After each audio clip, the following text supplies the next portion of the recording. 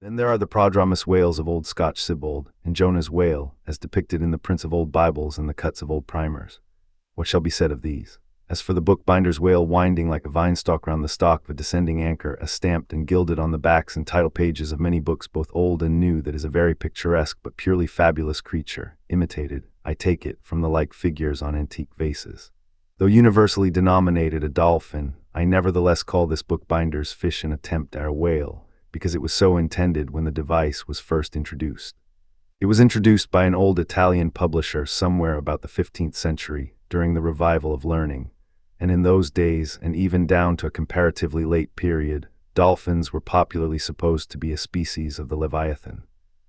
In the vignettes and other embellishments of some ancient books you will at times meet with very curious touches at the whale, where all manner of spouts, jets d'eau, hot springs and cold, Saratoga and Baden-Baden, come bubbling up from his unexhausted brain.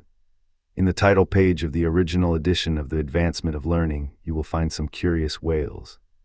But quitting all these unprofessional attempts, let us glance at those pictures of Leviathan purporting to be sober, scientific delineations by those who know. In old Harris's collection of voyages, there are some plates of whales extracted from a Dutch book of voyages, AD 1671, entitled A Whaling Voyage to Spitzbergen in the ship Jonah's in the Whale, Peter Peterson of Friesland, master. In one of those plates, the whales, like great rafts of logs, are represented lying among ice isles, with white bears running over their living backs. In another plate, the prodigious blunder is made of representing the whale with perpendicular flukes. Then again there's an imposing quarto, written by one Captain Colnett, a post-captain in the English Navy, entitled A Voyage Round Cape Horn into the South Seas, for the purpose of extending the spermaceti whale fisheries. In this book is an outline purporting to be a picture of a pfister or spermaceti whale, drawn by scale from one killed on the coast of Mexico, August 1793, and hoisted on deck. I doubt not the captain had this veracious picture taken for the benefit of his marines. To mention but one thing about it, let me say that it has an eye which, applied, according to the accompanying scale, to a full-grown sperm whale, would make the eye of that whale a bow window some 5 feet long. Ah, my gallant captain, why did ye not give us Jonah looking out of that eye? Nor are the most conscientious compilations of natural history for the benefit of the young and tender, free from the same heinousness of mistake. Look at that popular work, Goldsmith's Animated Nature. In the abridged London edition of 1807, there are plates of an alleged whale and a narwhal. I do not wish to seem inelegant, but this unsightly whale looks much like an amputated sow, and as for the narwhal, one glimpse at it is enough to amaze one, that in this 19th century such a hippogriff could be palmed for genuine upon any intelligent public of schoolboys. Then again in 1825, Bernard Germain, Count de Lassapede, a great naturalist, published a scientific systemized whale book, wherein are several pictures of the different species of the Leviathan. All these are not only incorrect, but the picture of the Mystitis or Greenland whale, that is to say, the right whale, even Scoresby, a long-experienced man as touching that species, declares not to have its counterpart in nature. But the placing of the cap sheaf to all this blundering business was reserved for the scientific Frederick Cuvier, brother to the famous Baron.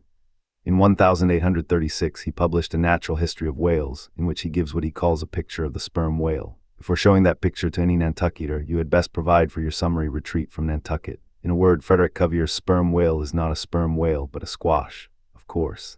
He never had the benefit of a whaling voyage, such men seldom have, but whence he derived that picture, who can tell? Perhaps he got it as his scientific predecessor in the same field, Desmarest, got one of his authentic abortions, that is, from a Chinese drawing. And what sort of lively lads with the pencil those Chinese are, many queer cups and saucers inform us. As for the sign painters' whales seen in the streets hanging over the shops of oil dealers, what shall be said of them? They are generally Richard Roman III. Whales with dromedary humps and very savage, breakfasting on 3 or 4 sailor tarts, that is, whaleboats full of mariners, their deformities floundering in seas of blood and blue paint. But these manifold mistakes in depicting the whale are not so very surprising after all. Consider, most of the scientific drawings have been taken from the stranded fish, and these are about as correct as a drawing of a wrecked ship with broken back would correctly represent the noble animal itself in all its undashed pride of hull and spars. Though elephants have stood for their full lengths, the living Leviathan has never yet fairly floated himself for his portrait. The living whale, in his full majesty and significance, is only to be seen at sea in unfathomable waters, and afloat the vast bulk of him is out of sight, like a launched line-of-battle ship. And out of that element it is a thing eternally impossible for mortal man to hoist him bodily into the air, so as to preserve all his mighty swells and undulations. And not to speak of the highly presumable difference of contour between a young sucking whale and a full-grown Platonian leviathan. Yet, even in the case of one of those young sucking whales hoisted to a ship's deck, such is then the outlandish, eel-like, limbered, varying shape of him, that his precise expression the devil himself could not catch. But it may be fancied that from the naked skeleton of the stranded whale accurate hints may be derived touching his true form. Not at all, for it is one of the more curious things about this leviathan, that his skeleton gives very little idea of his general shape. Though Jeremy Bentham's skeleton, which hangs for candelabra in the library of one of his executors, correctly conveys the idea of a burly-browed utilitarian old gentleman. With all Jeremy's other lighting personal characteristics, yet nothing of this kind could be inferred from any leviathan's articulated bones. In fact, as the great Hunter says, the mere skeleton of the whale bears the same relation to the fully invested and padded animal as the insect does to the chrysalis that so roundingly envelopes it. This peculiarity is strikingly evinced in the head, as in some part of this book will be incidentally shown. It is also very curiously displayed in the side fin, the bones of which almost exactly answer to the bones of the human hand, minus only the thumb. This fin has 4 regular bone fingers, the index, middle, ring, and little finger. But all these are permanently lodged in their fleshy covering, as the human fingers in an artificial covering. However recklessly the whale may sometimes serve us, said humorous Stubb one day, he can never be truly said to handle us without mittens. For all these reasons, then, any way you may look at it, you must needs conclude that the great Leviathan is that one creature in the world which must remain unpainted to the last.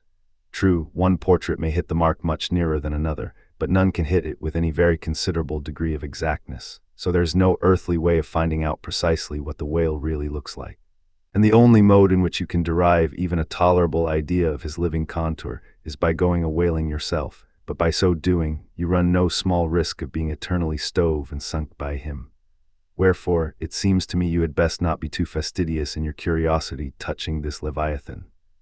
Chapter 56, of the less erroneous pictures of whales and the true pictures of whaling scenes. In connection with the monstrous pictures of whales, I am strongly tempted here to enter upon those still more monstrous stories of them which are to be found in certain books, both ancient and modern, especially in Pliny, Purchas, Hakluyt, Harris, Cuvier, etc. But I pass that matter by. I know of only 4 published outlines of the great sperm whale, Colnett's, Huggins's, Frederick Cuvier's, and Beale's. In the previous chapter Colnett and Cuvier have been referred to. Huggins's is far better than theirs, but by great odds Beale's is the best. All Beale's drawings of this whale are good, excepting the middle figure in the picture of 3 whales in various attitudes, capping his 2nd chapter. His frontispiece, boats attacking sperm whales. Though no doubt calculated to excite the civil skepticism of some parlor men, is admirably correct and lifelike in its general effect. Some of the sperm whale drawings in J. Ross Brown are pretty correct in contour, but they are wretchedly engraved. That is not his fault, though. Of the right whale, the best outline pictures are in Scoresby, but they are drawn on too small a scale to convey a desirable impression. He has but 1 picture of whaling scenes, and this is a sad deficiency, because it is by such pictures only, when at all well done, that you can derive anything like a truthful idea of the living whale as seen by his living hunters. But taken for all in all by far the finest, though in some details not the most correct, presentations of whales and whaling scenes to be anywhere found are 2 large French engravings, well executed and taken from paintings by one Garnery. Respectively, they represent attacks on the sperm and right whale. In the first engraving, a noble sperm whale is depicted in full majesty of might, just risen beneath the boat from the profundities of the ocean, and bearing high in the air upon his back the terrific wreck of the stoven planks.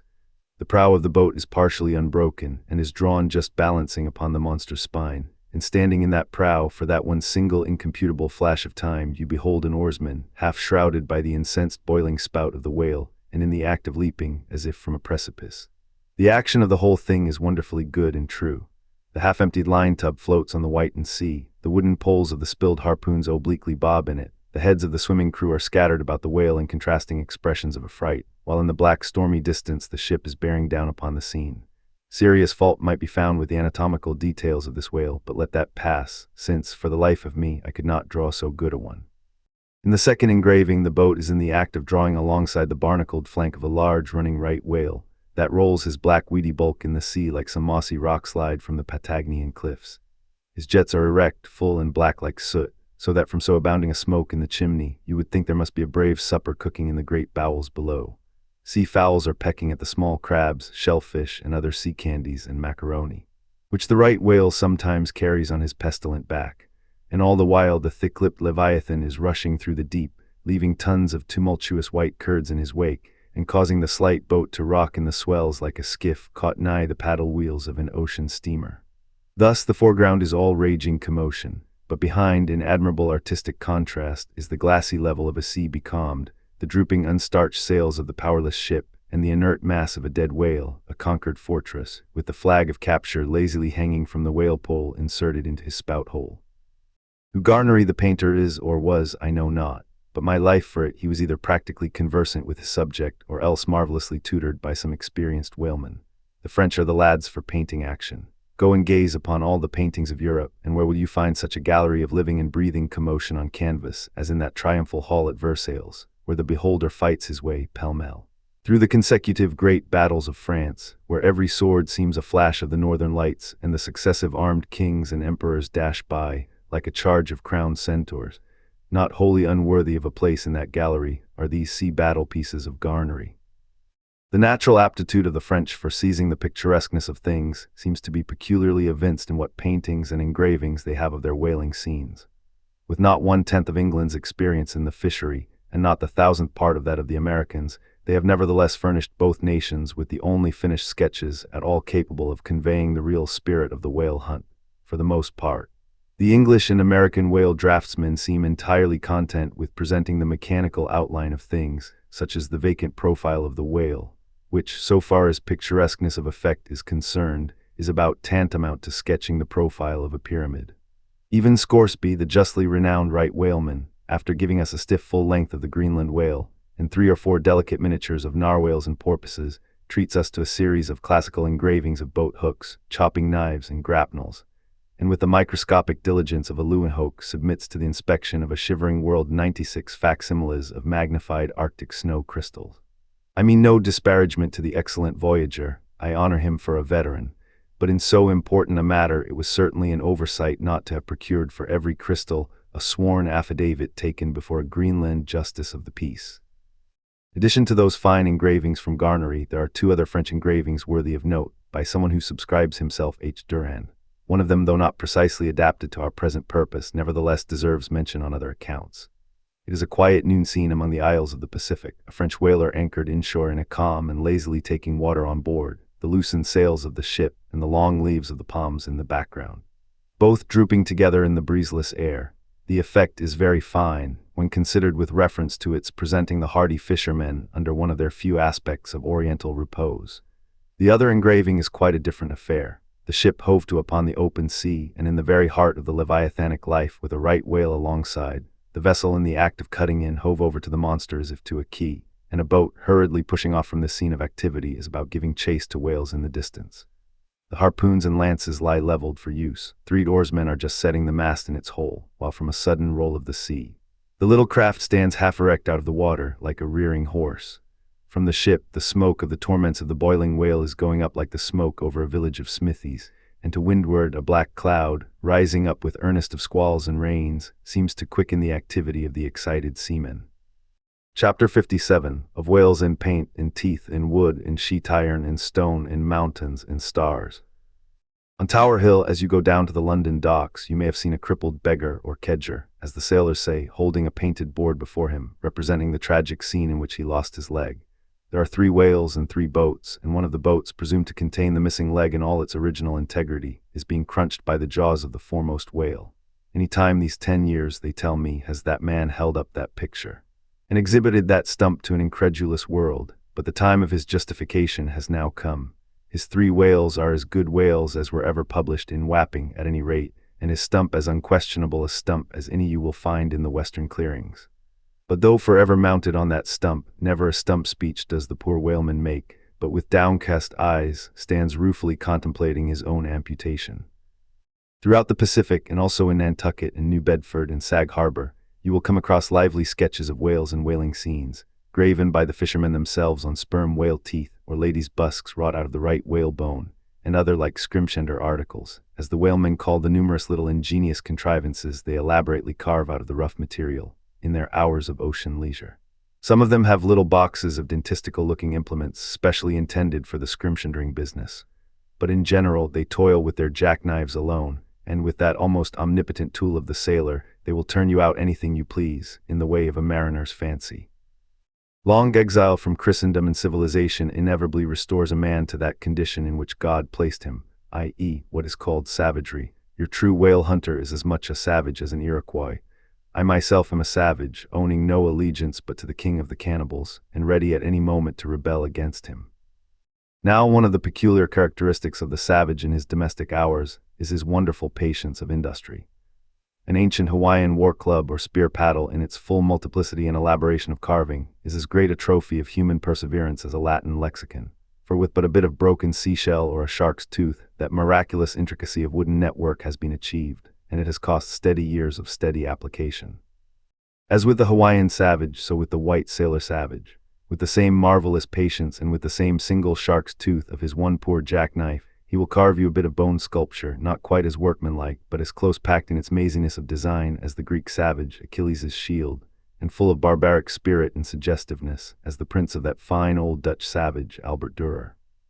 Wooden whales, or whales cut in profile out of the small dark slabs of the noble South Sea warwood, are frequently met with in the forecastles of American whalers. Some of them are done with much accuracy. At some old gable-roofed country houses you will see brass whales hung by the tail for knockers to the roadside door. When the porter is sleepy, the anvil-headed whale would be best, but these knocking whales are seldom remarkable as faithful essays.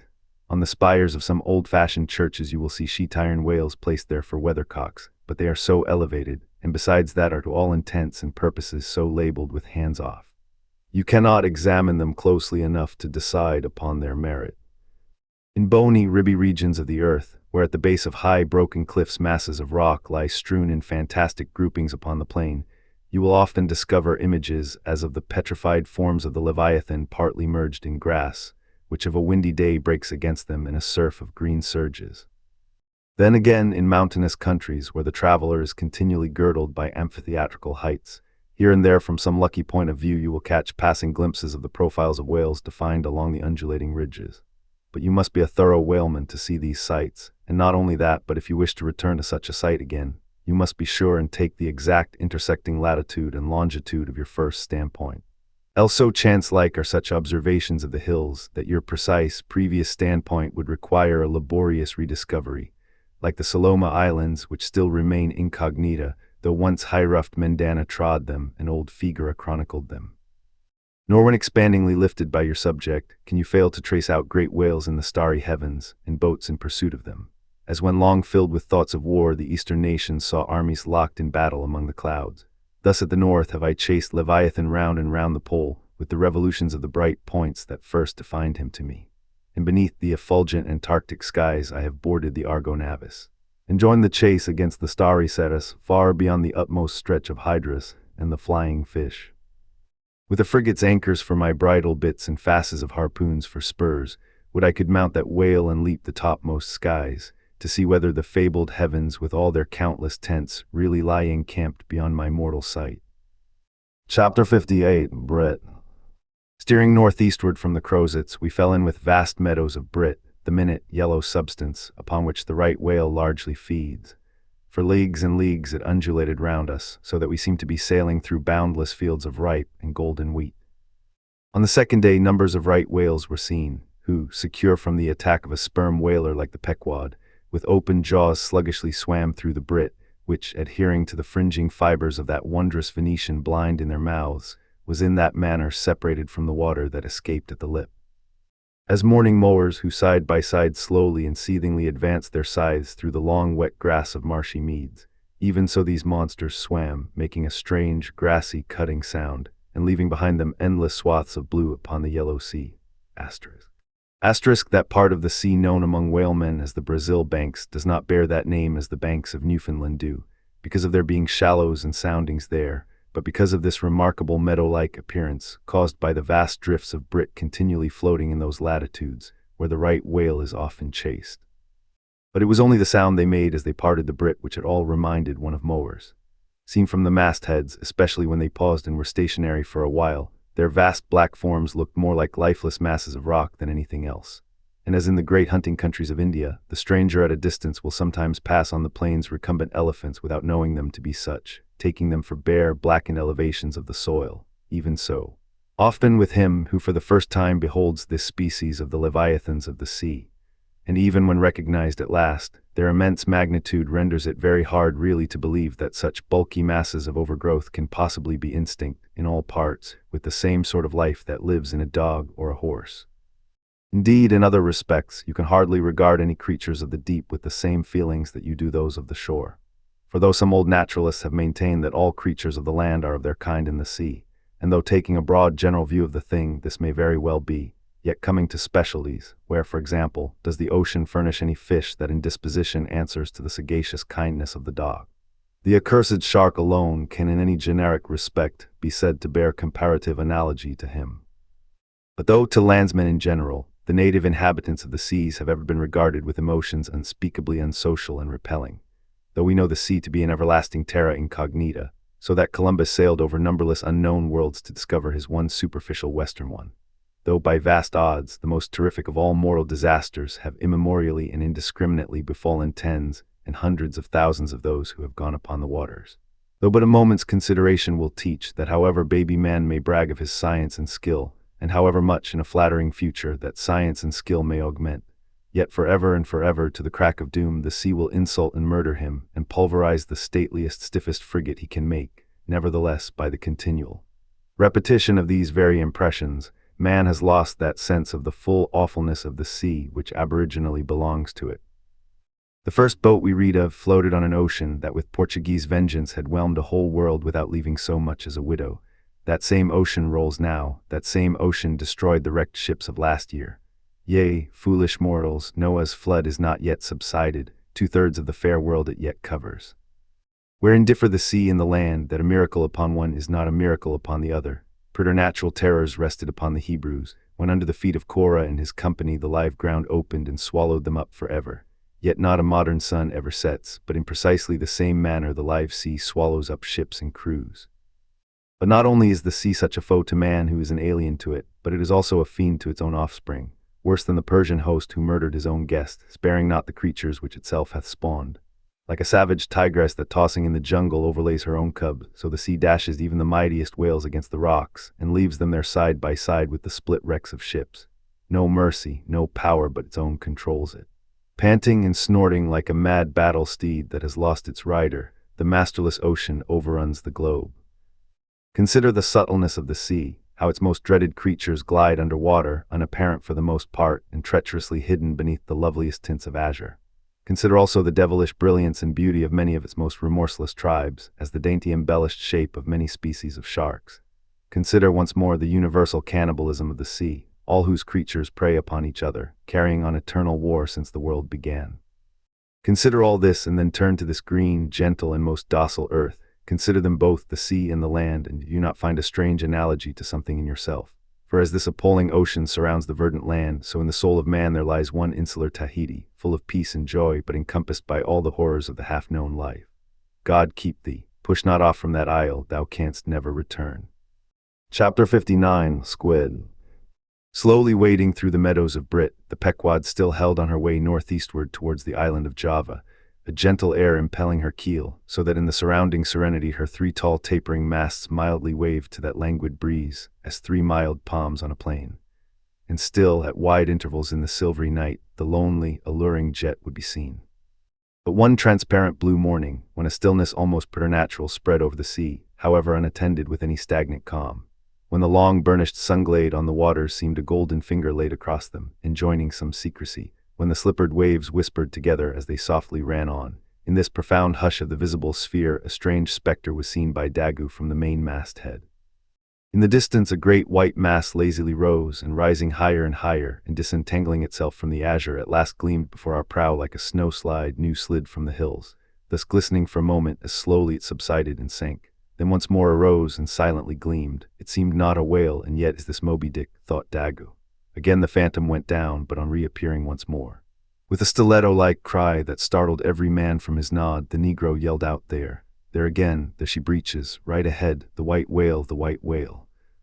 Upon this, the seamen rushed to the yardarms, as in swarming time the bees rushed to the bows. Bareheaded in the sultry sun, Ahab stood on the bowsprit, and with one hand pushed far behind in readiness to wave his orders to the helmsman, cast his eager glance in the direction indicated aloft by the outstretched motionless arm of Daggoo. Whether the flitting attendance of the once still and solitary jet had gradually worked upon Ahab, so that he was now prepared to connect the ideas of mildness and repose with the first sight of the particular whale he pursued. However this was, or whether his eagerness betrayed him, whichever way it might have been, no sooner did he distinctly perceive the white mass than with a quick intensity he instantly gave orders for lowering. The 4 boats were soon on the water, Ahab's in advance and all swiftly pulling towards their prey. Soon it went down, and while with oars suspended we were awaiting its reappearance lo, in the same spot where it sank once more it slowly rose. Almost forgetting for the moment all thoughts of Moby-Dick, we now gazed at the most wondrous phenomenon which the secret seas have hitherto revealed to mankind. A vast pulpy mass, furlongs in length and breadth, of a glancing cream color, lay floating on the water, innumerable long arms radiating from its center, and curling and twisting like a nest of anacondas, as if blindly to clutch at any hapless object within reach.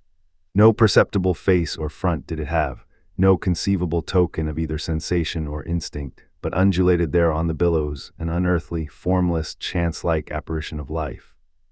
As with a low sucking sound it slowly disappeared again, Starbuck still gazing at the agitated waters where it had sunk, with a wild voice exclaimed, "Almost rather had I seen Moby-Dick and fought him, than to have seen thee, thou white ghost." "What was it, sir?" said Flask.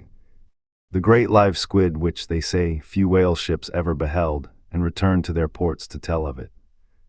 But Ahab said nothing. Turning his boat, he sailed back to the vessel, the rest as silently following.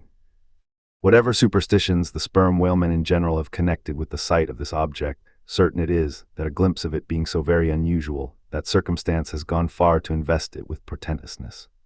So rarely is it beheld that though one and all of them declare it to be the largest animated thing in the ocean, yet very few of them have any but the most vague ideas concerning its true nature and form, notwithstanding. They believe it to furnish to the sperm whale his only food, for though other species of whales find their food above water, and may be seen by man in the act of feeding, the spermaceti whale obtains his whole food in unknown zones below the surface, and only by inference is it that anyone can tell of what, precisely, that food consists. At times, when closely pursued, he will disgorge what are supposed to be the detached arms of the squid, some of them thus exhibited exceeding 20 and 30 feet in length. They fancy that the monster to which these arms belonged ordinarily clings by them to the bed of the ocean, and that the sperm whale, unlike other species, is supplied with teeth in order to attack and tear it. There seems some ground to imagine that the great kraken of Bishop Pontopodon may ultimately resolve itself into squid. The manner in which the bishop describes it, as alternately rising and sinking, with some other particulars he narrates, in all this the two correspond, but much abatement is necessary with respect to the incredible bulk he assigns it. By some naturalists who have vaguely heard rumors of the mysterious creature here spoken of, it is included among the class of cuttlefish, to which indeed in certain external respects it would seem to belong, but only as the anak of the tribe. Chapter 60. The Line. With reference to the whaling scene shortly to be described, as well as for the better understanding of all similar scenes elsewhere presented, I have here to speak of the magical, sometimes horrible whale line.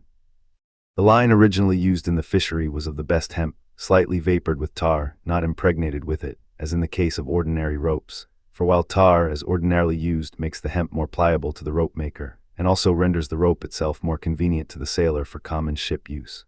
Yet, not only would the ordinary quantity too much stiffen the whale line for the close coiling to which it must be subjected, but as most seamen are beginning to learn, tar in general by no means adds to the rope's durability or strength, however much it may give it compactness and gloss. Of late years, the manila rope has in the American fishery almost entirely superseded hemp as a material for whale lines, for though not so durable as hemp, it is stronger and far more soft and elastic, and I will add, since there is an aesthetics in all things, is much more handsome and becoming to the boat than hemp. Hemp is a dusky, dark fellow, a sort of Indian, but manila is as a golden-haired Circassian to behold.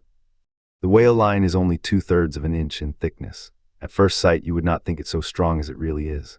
By experiment, its 1 in 50 yarns will each suspend a weight of 120 pounds, so that the whole rope will bear a strain nearly equal to 3 tons. In length, the common sperm whale line measures something over 200 fathoms.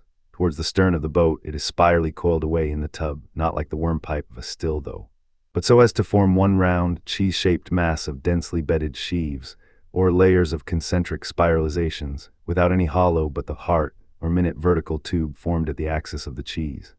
As the least tangle or kink in the coiling would, in running out, infallibly take somebody's arm, leg, or entire body off, the utmost precaution is used in stowing the line in its tub.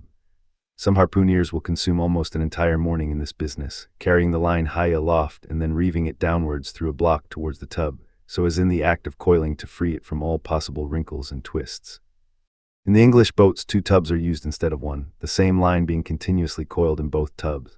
There is some advantage in this, because these twin tubs being so small they fit more readily into the boat and do not strain it so much, whereas the American tub, nearly 3 feet in diameter and of proportionate depth, makes a rather bulky freight for a craft whose planks are but 1/2 inch in thickness, for the bottom of the whale boat is like critical ice, which will bear up a considerable distributed weight, but not very much of a concentrated one. When the painted canvas cover is clapped on the American line tub, the boat looks as if it were pulling off with a prodigious great wedding cake to present to the whales.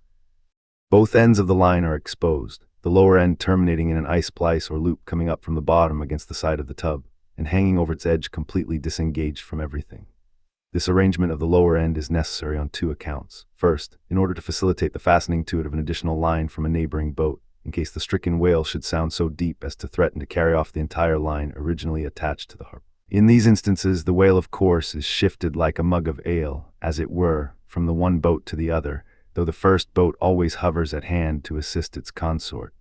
Second, this arrangement is indispensable for common safety's sake, for were the lower end of the line in any way attached to the boat, and were the whale then to run the line out to the end almost in a single smoking minute as he sometimes does, he would not stop there, for the doomed boat would infallibly be dragged down after him into the profundity of the sea, and in that case no town crier would ever find her again.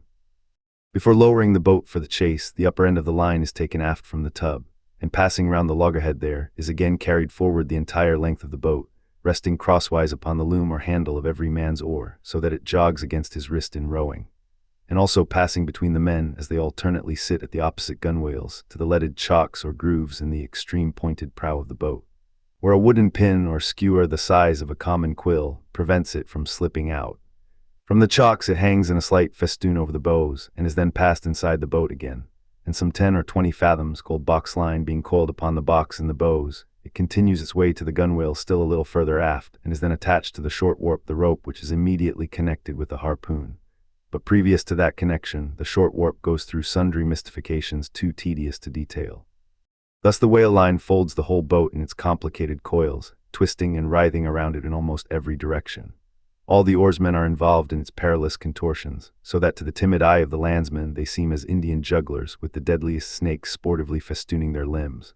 Nor can any son of mortal woman for the first time seat himself amid those hempen intricacies, and while straining his utmost at the oar, bethink him that at any unknown instant the harpoon may be darted, and all these horrible contortions be put in play like ringed lightnings. He cannot be thus circumstanced without a shudder that makes the very marrow in his bones to quiver in him like a shaken jelly.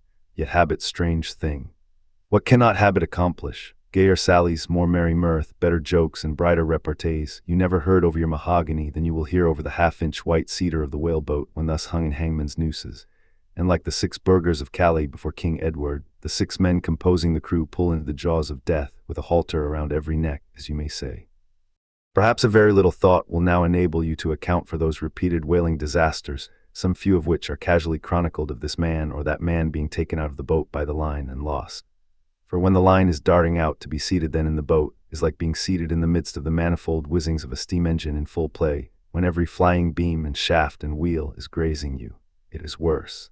For you cannot sit motionless in the heart of these perils, because the boat is rocking like a cradle, and you are pitched one way and the other without the slightest warning, and only by a certain self-adjusting buoyancy and simultaneousness of volition and action can you escape being made a maze-puff of and run away with where the all-seeing sun himself could never pierce you out. Again, as the profound calm which only apparently precedes in prophecies of the storm is perhaps more awful than the storm itself, for indeed the calm is but the wrapper and envelope of the storm, and contains it in itself, as the seemingly harmless rifle holds the fatal powder, and the ball and the explosion, so the graceful repose of the line. As it silently serpentines about the oarsmen before being brought into actual play, this is a thing which carries more of true terror than any other aspect of this dangerous affair. But why say more? All men lie enveloped in whale lines. All are born with halters round their necks, but it is only when caught in the swift, sudden turn of death that mortals realize the silent, subtle, ever-present perils of life. And if you be a philosopher, though seated in the whale-boat, you would not at heart feel one whit more of terror than those seated before your evening fire with a poker and not a harpoon by your side. Chapter 61. Stubb Kills a Whale. If to Starbuck the apparition of the squid was a thing of portents, to Queequeg it was quite a different object. "When you see him quid," said the savage, honing his harpoon in the bow of his hoisted boat, "then you quick see him parm whale." The next day was exceedingly still and sultry, and with nothing special to engage them, the Pequod's crew could hardly resist the spell of sleep induced by such a vacant sea.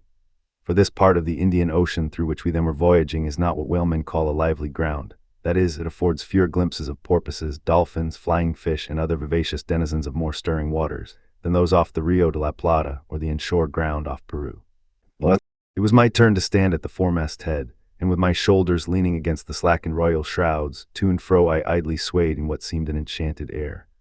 No resolution could withstand it. In that dreamy mood, losing all consciousness, at last my soul went out of my body, though my body still continued to sway as a pendulum will, long after the power which first moved it is withdrawn.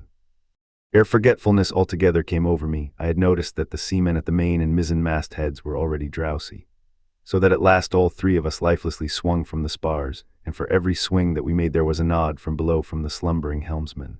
The waves, too, nodded their indolent crests, and across the wide trance of the sea, east nodded to west, and the sun over all. Suddenly bubbles seemed bursting beneath my closed eyes. Like vices my hands grasped the shrouds. Some invisible, gracious agency preserved me. With a shock I came back to life. And lo, close under our lee, not 40 fathoms off, a gigantic sperm whale lay rolling in the water like the capsized hull of a frigate, his broad, glossy back of an Ethiopian hue, glistening in the sun's rays like a mirror, but lazily undulating in the trough of the sea. And ever and anon tranquilly spouting his vapory jet, the whale looked like a portly burgher smoking his pipe of a warm afternoon. But that pipe, poor whale, was thy last. As if struck by some enchanter's wand, the sleepy ship and every sleeper in it all at once started into wakefulness, and more than a score of voices from all parts of the vessel, simultaneously with the three notes from aloft, shouted forth the accustomed cry, as the great fish slowly and regularly spouted the sparkling brine into the air. "Clear away the boats, luff," cried Ahab, and obeying his own order, he dashed the helm down before the helmsman could handle the spokes. The sudden exclamations of the crew must have alarmed the whale, and ere the boats were down, majestically turning, he swam away to the leeward, but with such a steady tranquility, and making so few ripples as he swam, that thinking after all he might not as yet be alarmed, Ahab gave orders that not an oar should be used, and no man must speak but in whispers. So seated like Ontario Indians on the gunwales of the boats, we swiftly but silently paddled along, the calm not admitting of the noiseless sails being set. Presently, as we thus glided in chase, the monster perpendicularly flitted his tail 40 feet into the air, and then sank out of sight like a tower swallowed up. "There go flukes," was the cry, an announcement immediately followed by Stubbs producing his match and igniting his pipe, for now a respite was granted. After the full interval of his sounding had elapsed, the whale rose again, and being now in advance of the smoker's boat, and much nearer to it than to any of the others, Stubb counted upon the honor of the capture. It was obvious now that the whale had at length become aware of his pursuers. All silence of cautiousness was therefore no longer of use. Paddles were dropped, and oars came loudly into play, and still puffing at his pipe, Stubb cheered on his crew to the assault. Yes, a mighty change had come over the fish. All alive to his jeopardy, he was going head out, that part obliquely projecting from the mad yeast which he brewed. Asterisk. It will be seen in some other place of what a very light substance the entire interior of the sperm whale's enormous head consists. Though apparently the most massive, it is by far the most buoyant part about him, so that with ease he elevates it in the air, and invariably does so when going at his utmost speed. Besides, such is the breadth of the upper part of the front of his head, and such the tapering cut-water formation of the lower part, that by obliquely elevating his head, he thereby may be said to transform himself from a bluff-bowed, sluggish galliot into a sharp-pointed New York pilot boat. Start her, my men, don't hurry yourselves, take plenty of time, but start her like thunderclaps, that's all," cried Stubbs, spluttering out the smoke as he spoke. "Start her now, give him the long and strong stroke, Tashtigo." Start her, Tash, my boy, start her all, but keep cool, cucumbers is the word easy. Easy only start her like grim death and grinning devils, and raise the buried dead perpendicular out of their graves. Boys, that's all, start her.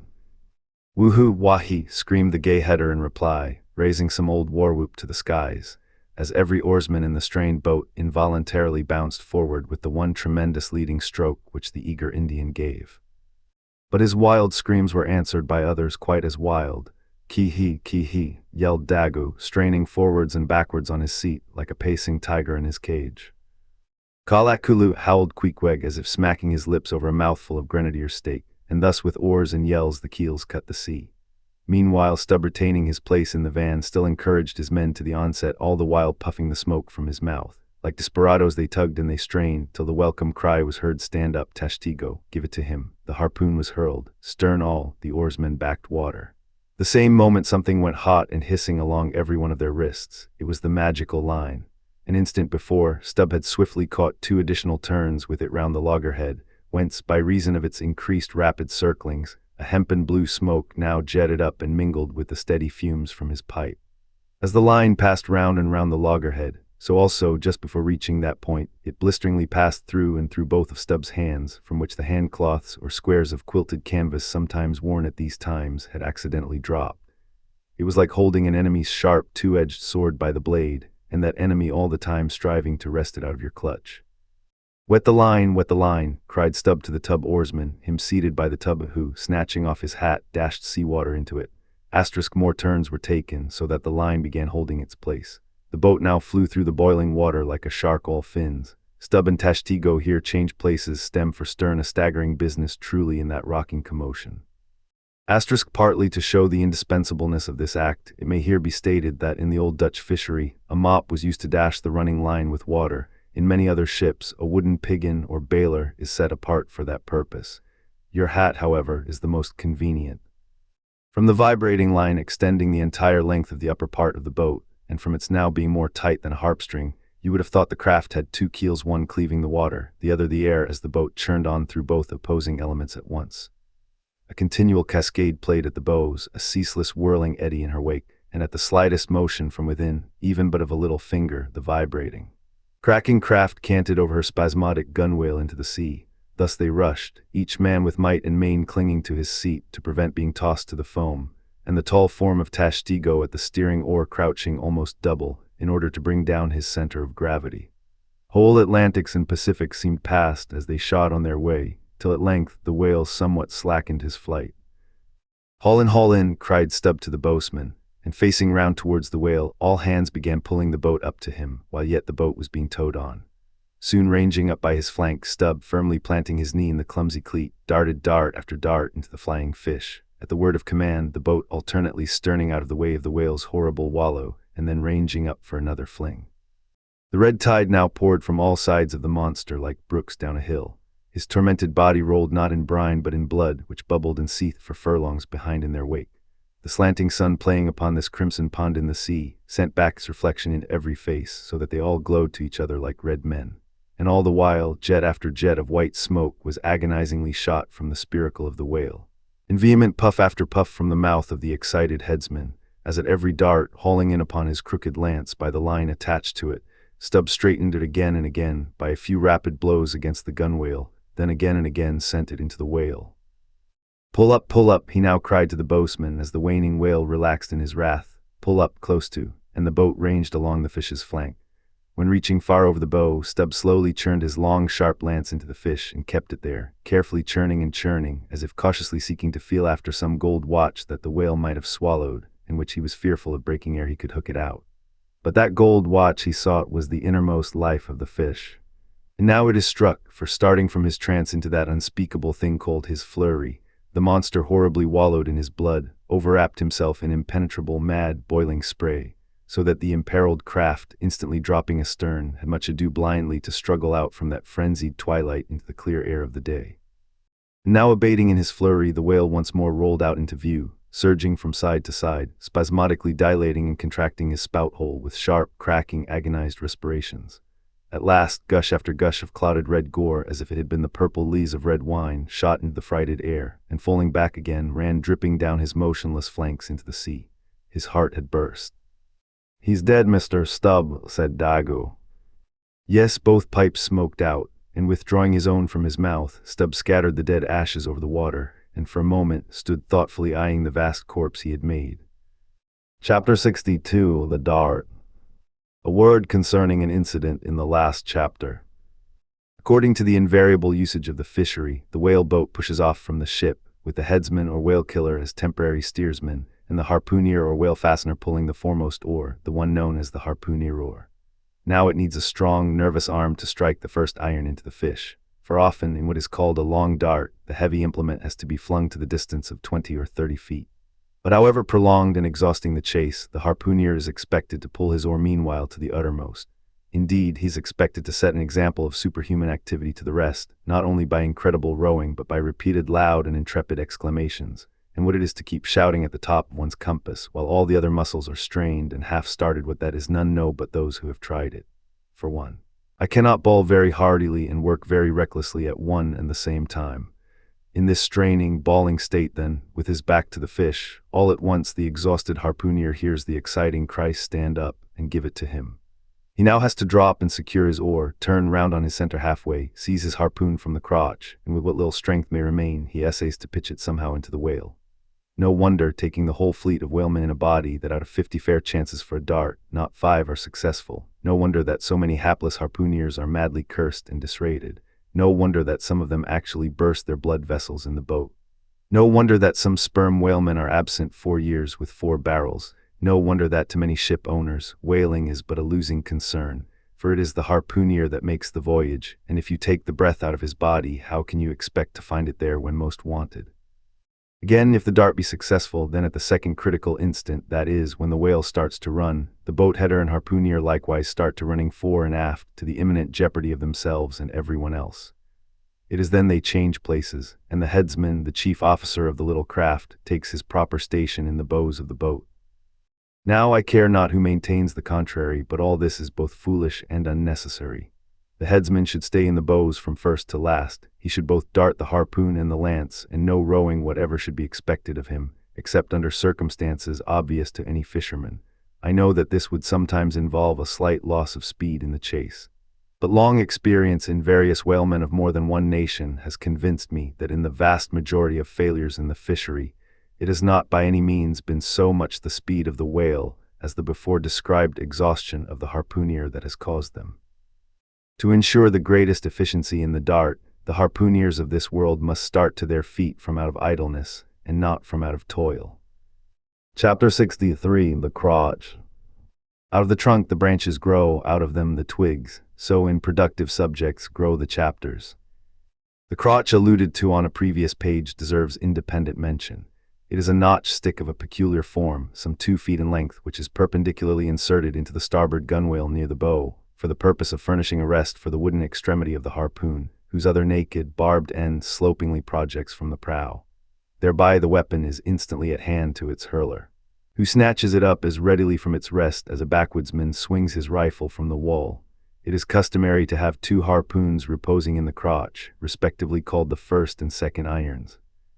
But these 2 harpoons, each by its own cord, are both connected with the line, the object being this, to dart them both, if possible, one instantly after the other into the same whale, so that if in the coming drag one should draw out, the other may still retain a hold. It is a doubling of the chances, but it very often happens that owing to the instantaneous, violent, convulsive running of the whale upon receiving the first iron, it becomes impossible for the harpooner, however lightning-like in his movements, to pitch the second iron into him. Nevertheless, as the second iron is already connected with the line, and the line is running, hence that weapon must, at all events, be anticipatingly tossed out of the boat, somehow and somewhere, else the most terrible jeopardy would involve all hands. Tumbled into the water, it accordingly is in such cases, the spare coils of box line, mentioned in a preceding chapter, making this feat, in most instances, prudently practicable. But this critical act is not always unattended with the saddest and most fatal casualties. Furthermore, you must know that when the second iron is thrown overboard, it thenceforth becomes a dangling, sharp-edged terror, skittishly curveting about both boat and whale, entangling the lines or cutting them, and making a prodigious sensation in all directions. Nor in general is it possible to secure it again until the whale is fairly captured and a corpse. Consider now how it must be in the case of 4 boats all engaging one unusually strong, active, and knowing whale, when owing to these qualities in him, as well as to the 1,000 concurring accidents of such an audacious enterprise, 8 or 10 loose second irons may be simultaneously dangling about him. For of course, each boat is supplied with several harpoons to bend onto the line, should the first one be ineffectually darted without recovery. All these particulars are faithfully narrated here, as they will not fail to elucidate several most important, however intricate passages, in scenes hereafter to be painted. Chapter 64. Stubb's Supper. Stubb's whale had been killed some distance from the ship. It was a calm, so forming a tandem of 3 boats, we commenced the slow business of towing the trophy to the Pequod. And now, as we 18 men with our 36 arms and 180 thumbs and fingers, slowly toiled hour after hour upon that inert, sluggish corpse in the sea, and it seemed hardly to budge at all, except at long intervals, good evidence was hereby furnished of the enormousness of the mass we moved. For upon the great canal of Hangho, or whatever they call it in China, 4 or 5 laborers on the footpath will draw a bulky freighted junk at the rate of a mile an hour. But this grand argosy we towed heavily forged along, as if laden with pig lead in bulk. Darkness came on, but 3 lights up and down in the Pequod's main rigging dimly guided our way, till drawing nearer we saw Ahab dropping one of several more lanterns over the bulwarks. Vacantly eyeing the heaving whale for a moment, he issued the usual orders for securing it for the night, and then handing his lantern to a seaman, went his way into the cabin, and did not come forward again until morning. Though in overseeing the pursuit of this whale, Captain Ahab had evinced his customary activity, to call it so. Yet now that the creature was dead, some vague dissatisfaction or impatience or despair seemed working in him, as if the sight of that dead body reminded him that Moby-Dick was yet to be slain, and though 1,000 other whales were brought to his ship, all that would not one jot advance his grand monomaniac object. Very soon you would have thought from the sound on the Pequod's decks that all hands were preparing to cast anchor in the deep, for heavy chains are being dragged along the deck and thrust rattling out of the portholes. But by those clanking links, the vast corpse itself, not the ship, is to be moored. Tied by the head to the stern and by the tail to the bows, the whale now lies with its black hull close to the vessels, and seen through the darkness of the night, which obscured the spars and rigging aloft, the 2 ship and whale seemed yoked together like colossal bullocks, whereof one reclines while the other remains standing. Asterisk a little item may as well be related here. The strongest and most reliable hold which the ship has upon the whale when moored alongside is by the flukes or tail, and as from its greater density that part is relatively heavier than any other excepting the side fins, its flexibility even in death causes it to sink low beneath the surface, so that with the hand you cannot get at it from the boat in order to put the chain round it. But this difficulty is ingeniously overcome. A small, strong line is prepared with a wooden float at its outer end and a weight in its middle, while the other end is secured to the ship. By adroit management, the wooden float is made to rise on the other side of the mass, so that now having girdled the whale, the chain is readily made to follow suit, and being slipped along the body, is at last locked fast round the smallest part of the tail, at the point of junction with its broad flukes or lobes. If moody Ahab was now all quiescence, at least so far as could be known on deck, Stubb, his second mate, flushed with conquest, betrayed an unusual but still good-natured excitement. Such an unwonted bustle was he in that the staid Starbuck, his official superior, quietly resigned to him for the time the sole management of affairs. One small helping cause of all this liveliness in Stubb was soon made strangely manifest. Stubb was a high liver. He was somewhat intemperately fond of the whale as a flavorish thing to his palate. A steak, ere I sleep, you Dagu, overboard you go, and cut me one from his small. Here be it known that though these wild fishermen do not, as a general thing, and according to the great military maxim, make the enemy defray the current expenses of the war, at least before realizing the proceeds of the voyage, yet now and then you find some of these Nantucketers who have a genuine relish for that particular part of the sperm whale designated by Stubb, comprising the tapering extremity of the body. About midnight that steak was cut and cooked, and lighted by 2 lanterns of sperm oil. Stubb stoutly stood up to his spermaceti supper at the capstan head, as if that capstan were a sideboard. Nor was Stubb the only banqueter on whale's flesh that night. Mingling their mumblings with his own mastications, thousands on thousands of sharks, swarming round the dead Leviathan, smackingly feasted on its fatness. The few sleepers below in their bunks were often startled by the sharp slapping of their tails against the hull, within a few inches of the sleepers' hearts. Peering over the side you could just see them, as before you heard them, wallowing in the sullen, black waters, and turning over on their backs as they scooped out huge globular pieces of the whale of the bigness of a human head. This particular feat of the shark seems all but miraculous. how at such an apparently unassailable surface they contrive to gouge out such symmetrical mouthfuls, remains a part of the universal problem of all things. The mark they thus leave on the whale may best be likened to the hollow made by a carpenter in countersinking for a screw. Though amid all the smoking horror and diabolism of a sea fight, sharks will be seen longingly gazing up to the ship's decks, like hungry dogs round a table where red meat is being carved, ready to bolt down every killed man that is tossed to them. And though while the valiant butchers over the deck table are thus cannibally carving each other's live meat with carving knives all gilded and tasseled, the sharks, also with their jewel-hilted mouths, are quarrelsomely carving away under the table at the dead meat. And though, were you to turn the whole affair upside down, it would still be pretty much the same thing, that is to say, a shocking sharkish business enough for all parties. And though sharks also are the invariable outriders of all slave ships crossing the Atlantic, systematically trotting alongside, to be handy in case a parcel is to be carried anywhere or a dead slave to be decently buried, and though one or two other like instances might be set down, touching the set terms, places, and occasions, when sharks do most socially congregate and most hilariously feast, yet is there no conceivable time or occasion when you will find them in such countless numbers and in gayer or more jovial spirits than around a dead sperm whale, moored by night to a whale ship at sea. If you have never seen that sight, then suspend your decision about the propriety of devil worship and the expediency of conciliating the devil. But as yet Stubb heeded not the mumblings of the banquet that was going on so nigh him, no more than the sharks heeded the smacking of his own Epicurean lips.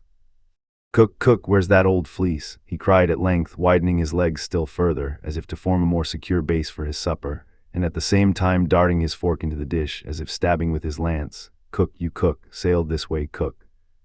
The old black, not in any very high glee at having been previously roused from his warm hammock at most unseasonable hour, came shambling along from his galley, for like many old blacks there was something the matter with his knee-pans which he did not keep well scoured like his other pans. This old fleece, as they called him, came shuffling and limping along, assisting his step with his tongs, which, after a clumsy fashion, were made of straightened iron hoops. This old ebony floundered along, and in obedience to the word of command, came to a dead stop on the opposite side of Stubb's sideboard, when, with both hands folded before him, and resting on his two-legged cane, he bowed his arched back still further over, at the same time sideways inclining his head, so as to bring his best ear into play.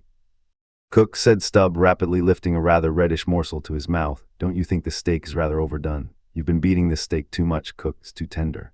Don't I always say that to be good, a whale steak must be tough? There are those sharks now over the side, don't you see they prefer it tough and rare? What a shindy they are kicking up. Cook, go and talk to him. Tell him they are welcome to help themselves civilly and in moderation. But they must keep quiet, blast me if I can hear my own voice. Away, Cook, and deliver my message. Here, take this lantern," snatching one from his sideboard. "Now then, go and preach to him."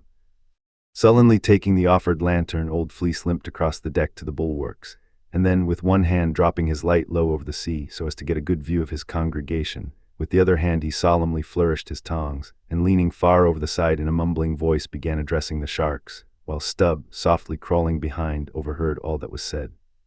"Fellow critters, I say ordered here to say dat you must stop dat damn noise dere, you hear? Stop dat damn smackin' ob de lip. Massa Stubb say dat you can fill your damn bellies up to de hatchings, but by gore, you must stop dat damn racket." "Cook," here interposed Stubb, accompanying the word with a sudden slap on the shoulder. "Cook, why, damn your eyes, you mustn't swear that way when you're preaching. That's no way to convert sinners, Cook." "Who dat? Then preach to him yourself," sullenly turning to go. "No, Cook, go on, go on." "Well den, beloobed fellow critters." "Right," exclaimed Stubb approvingly, "coax em to it, try that," and Fleece continued. "Use all sharks and by nater worry woracious, yet I say to you, fellow critters, dat woraciousness top dat damn slappin' ob de tail. How you tink to hear, s'pose you keep up such a damn slappin' and bitten dare." "Cook," cried Stubb, collaring him, "I won't have that swearing, talk to em gentlemanly." Once more the sermon proceeded. "Your woraciousness, fellow critters, I don't blame you so much for, dat is nater and can't be helped, but to go burn dat wicked nater, dat is de pint. You sharks, sartin, but if you go burn de shark in you, why didn't you be angel, for all angel is nodding more dan de shark well go burned. Now look here, brethren, just try once to be civil, helping yourselves from dat whale. Don't be tearing de blubber out your neighbor's mouth, I say. Is not one shark dude right as toter to dat whale? And by gore, none on you has de right to dat whale belong to someone else. I know some o' you has berry brig mout, brigger dan odors, but den de brig mout sometimes has de small bellies, so dat de brigness of de mout is not to swaller wid, but to bit off de blubber for de small fry ob sharks dat can't get into de scrooge to help themselves. Well done, old fleece, cried Stubb, that's Christianity, go on. No use going on, de damn Willians will keep a scougin' and slappin' each oder, Massa Stubb. They don't hear one word. No use preachin' to such damn giuttons you call 'em, till dare bellies is full and dare bellies is bottomless. And when they do get 'em full, they want hear you den. For den they sink into sea, go fast to sleep on de coral, and can't hear nodding at all no more, for eber and eber. Upon my soul, I am about of the same opinion, so give the benediction, Fleece, and I'll away to my supper. Upon this, Fleece, holding both hands over the fishy mob, raised his shrill voice and cried, "Cuss fellow critters, kick up de damnedest row as ever you can. Fill your damn bellies till day bust and den die." "Now, cook," said Stubb, resuming his supper at the capstan, "stand just where you stood before, there over against me, and pay particular attention." "All dention," said Fleece, again stooping over upon his tongs in the desired position. "Well," said Stubb, helping himself freely meanwhile, "I shall now go back to the subject of this steak. In the first place, how old are you, cook?" "What dat do wid de teak?" said the old black testily. "Silence, how old are you, cook?" "'Bout 90, they say," he gloomily muttered. "And you have lived in this world hard upon 100 years, cook, and don't know yet how to cook a whale steak," rapidly bolting another mouthful at the last word, so that morsel seemed a continuation of the question. "Where were you born, cook?" "Hind de hatchway in ferry boat, goin' ober de Roanoke." "Born in a ferry boat, that's queer too, but I want to know what country you were born in, cook." "Didn't I say de Roanoke country?" he cried sharply. "No, you didn't, cook, but I'll tell you what I'm coming to, cook. You must go home and be born over again. You don't know how to cook a whale steak yet." "Bress my soul if I cook noder one," he growled angrily, turning round to depart. "Come back, cook, here, hand me those tongs. Now take that bit of steak there, and tell me if you think that steak cooked as it should be. Take it, I say," holding the tongs towards him, "take it and taste it." Faintly smacking his withered lips over it for a moment, the old negro muttered, "Best cooked teak I eber taste, juicy, berry juicy." "Cook," said Stubb, squaring himself once more, "do you belong to the church?" "Passed one once in Cape Town," said the old man sullenly. "And you have once in your life passed a holy church in Cape Town, where you doubtless overheard a holy parson addressing his hearers as his beloved fellow creatures, have you, cook? And yet you come here and tell me such a dreadful lie as you did just now, eh?" said Stubb. "Where do you expect to go to, cook?" "Go to bed berry soon," he mumbled, half turning as he spoke. "Avast heave to, I mean when you die, cook. It's an awful question. Now what's your answer?"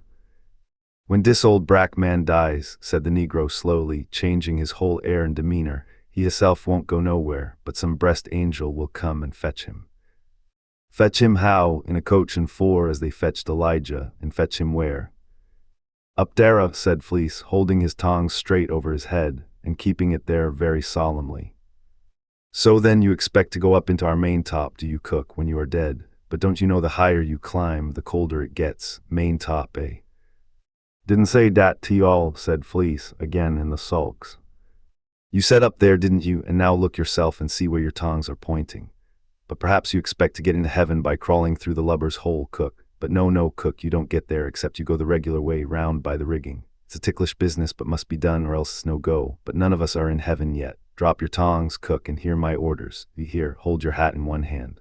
And clap t'other atop of your heart when I'm giving my orders, cook. What that your heart there? That's your gizzard. Aloft, that's it, now you have it. Hold it there now and pay attention." "All dention," said the old black, with both hands placed as desired, vainly wriggling his grizzled head, as if to get both ears in front at one and the same time. "Well then, cook, you see this whale steak of yours was so very bad, that I have put it out of sight as soon as possible. You see that, don't you? Well, for the future, when you cook another whale steak for my private table here, the capstan, I'll tell you what to do so as not to spoil it by overdoing. Hold the steak in one hand and show a live coal to it with the other. That done, dish it, d'ye hear? And now tomorrow, cook, when we are cutting in the fish, be sure you stand by to get the tips of his fins, have them put in pickle. As for the ends of the flukes, have them soused, cook. There, now ye may go." But Fleece had hardly got 3 paces off when he was recalled. Cook, give me cutlets for supper tomorrow night in the mid-watch. D'ye hear? Away you sail then. Halloa, stop, make a bow before you go. Avast heaving again. Whale balls for breakfast, don't forget. Wish by gore whale eat him, stead of him eat whale. I'm breast if he ain't more of shark dan massa shark hisself, muttered the old man, limping away, with which sage ejaculation he went to his hammock. Chapter 65. The Whale as a Dish. That mortal man should feed upon the creature that feeds his lamp, and like Stubb, eat him by his own light, as you may say. This seems so outlandish a thing that one must needs go a little into the history and philosophy of it. It is upon record that 3 centuries ago the tongue of the right whale was esteemed a great delicacy in France, and commanded large prices there.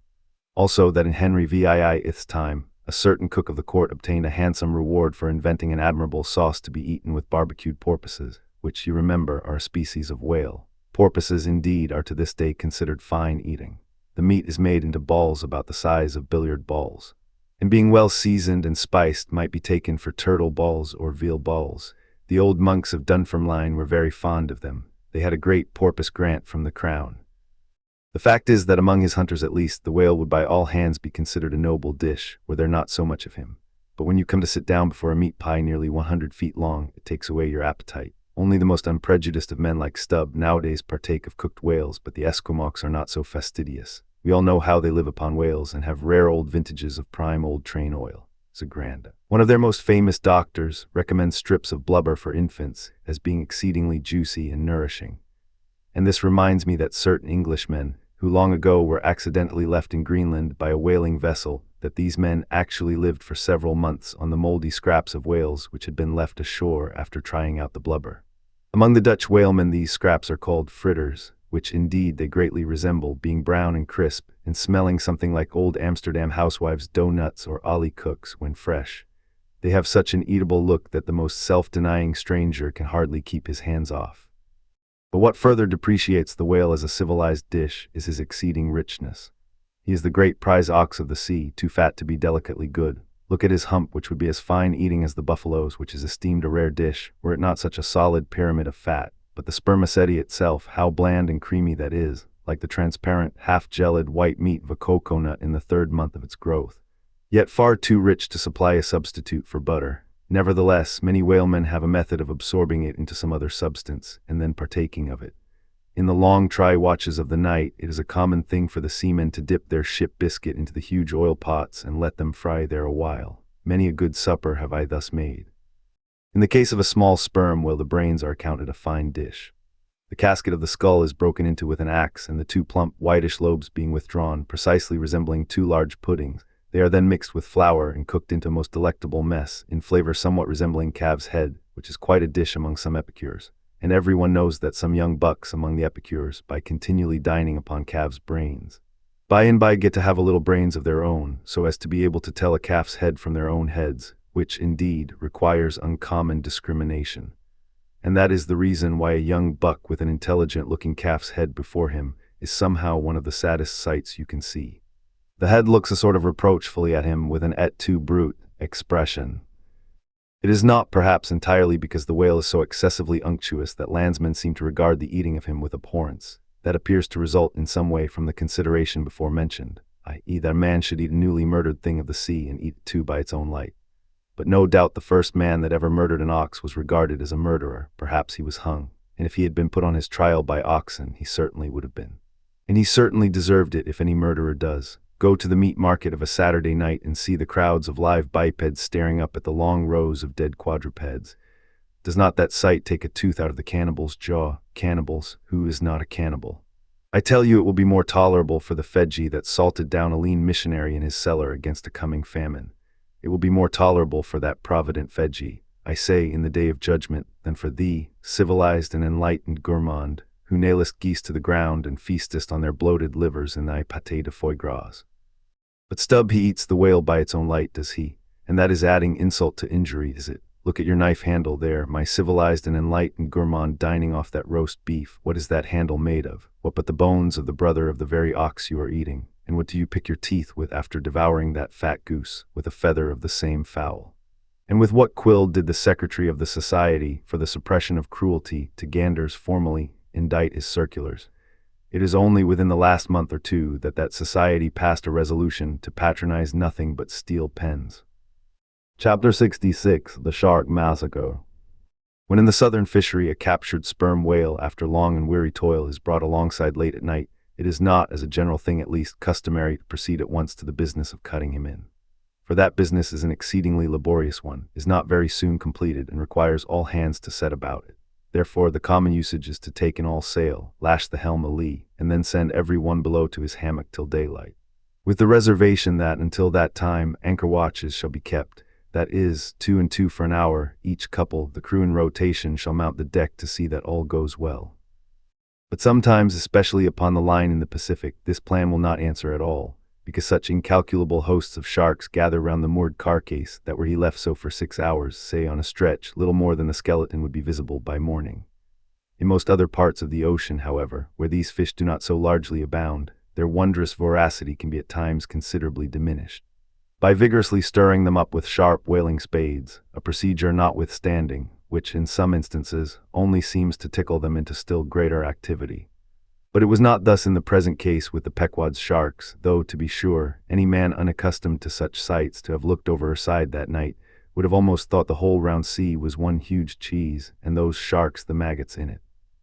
Nevertheless, upon Stubb setting the anchor watch after his supper was concluded, and when, accordingly, Queequeg and a forecastle seaman came on deck, no small excitement was created among the sharks.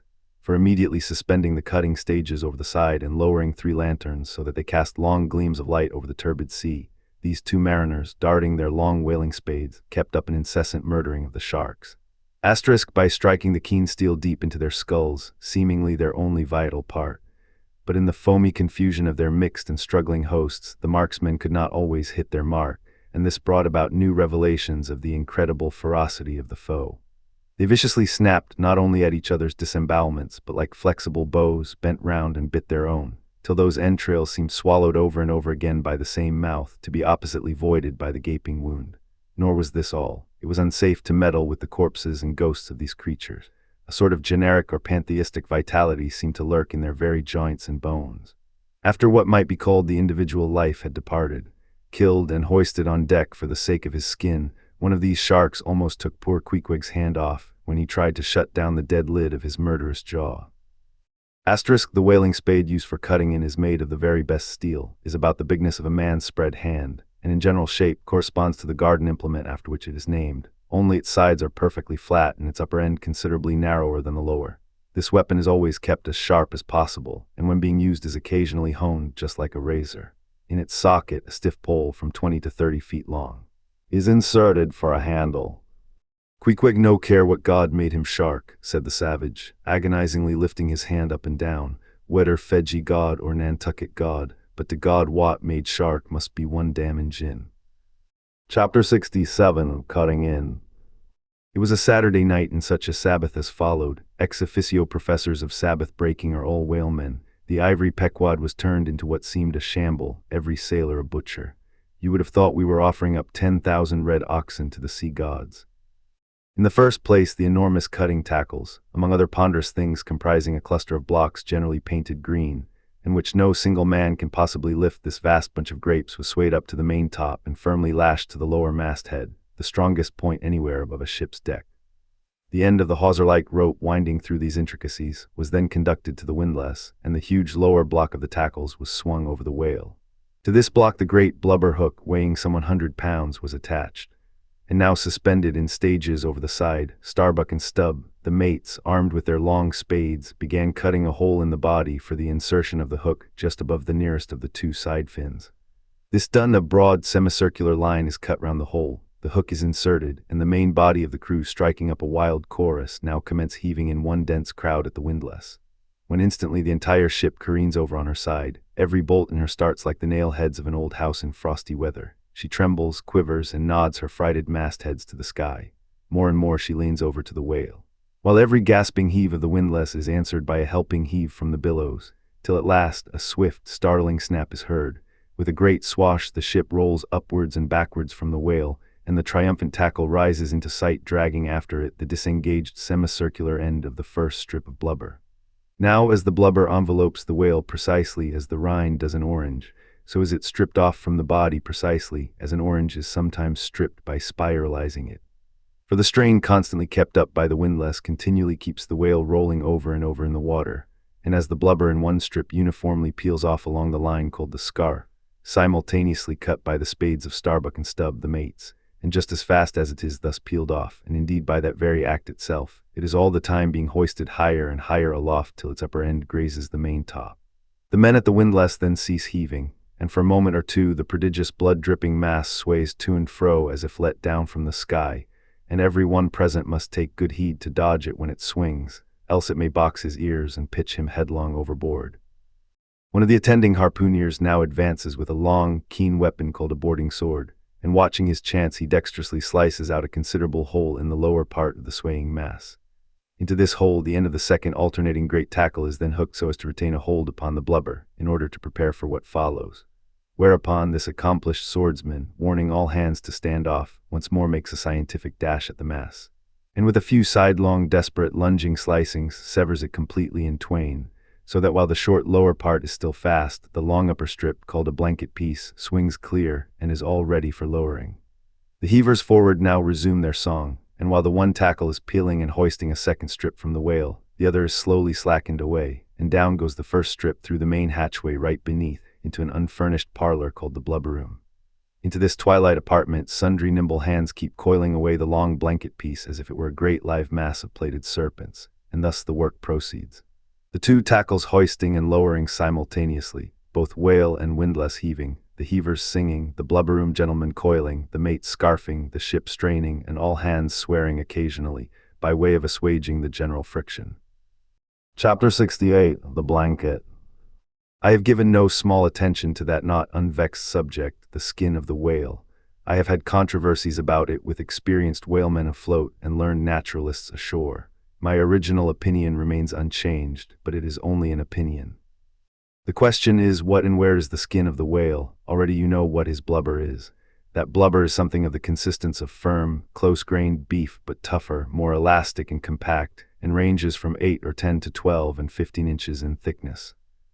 Now, however preposterous it may at first seem to talk of any creature's skin as being of that sort of consistence and thickness, yet in point of fact these are no arguments against such a presumption, because you cannot raise any other dense enveloping layer from the whale's body but that same blubber, and the outermost enveloping layer of any animal, if reasonably dense, what can that be but the skin, true, from the unmarred dead body of the whale. You may scrape off with your hand an infinitely thin, transparent substance, somewhat resembling the thinnest shreds of isinglass, only it is almost as flexible and soft as satin, that is, previous to being dried, when it not only contracts and thickens, but becomes rather hard and brittle. I have several such dried bits which I use for marks in my whale books. It is transparent, as I said before, and being laid upon the printed page, I have sometimes pleased myself with fancying it exerted a magnifying influence. At any rate, it is pleasant to read about whales through their own spectacles, as you may say, but what I am driving at here is this. That same infinitely thin isinglass substance, which I admit invests the entire body of the whale, is not so much to be regarded as the skin of the creature, as the skin of the skin. So to speak, for it were simply ridiculous to say that the proper skin of the tremendous whale is thinner and more tender than the skin of a newborn child, but no more of this. Assuming the blubber to be the skin of the whale, then when this skin, as in the case of a very large sperm whale, will yield the bulk of 100 barrels of oil, and when it is considered that in quantity, or rather weight, that oil in its express state is only 3/4 and not the entire substance of the coat, some idea may hence be had of the enormousness of that animated mass, a mere part of whose mere integument yields such a lake of liquid as that. Reckoning 10 barrels to the ton, you have 10 tons for the net weight of only 3/4 of the stuff of the whale's skin. In life, the visible surface of the sperm whale is not the least among the many marvels he presents. Almost invariably it is all over obliquely crossed and recrossed with numberless straight marks in thick array, something like those in the finest Italian line engraving. But these marks do not seem to be impressed upon the isinglass substance above mentioned, but seem to be seen through it as if they were engraved upon the body itself. Nor is this all. In some instances, to the quick observant eye, those linear marks, as in a veritable engraving, but afford the ground for far other delineations. These are hieroglyphical. That is, if you call those mysterious ciphers on the walls of pyramids hieroglyphics, then that is the proper word to use in the present connection. By my retentive memory of the hieroglyphics upon one sperm whale in particular, I was much struck with a plate representing the old Indian characters chiseled on the famous hieroglyphic palisades on the banks of the upper Mississippi. Like those mystic rocks, too, the mystic marked whale remains undecipherable.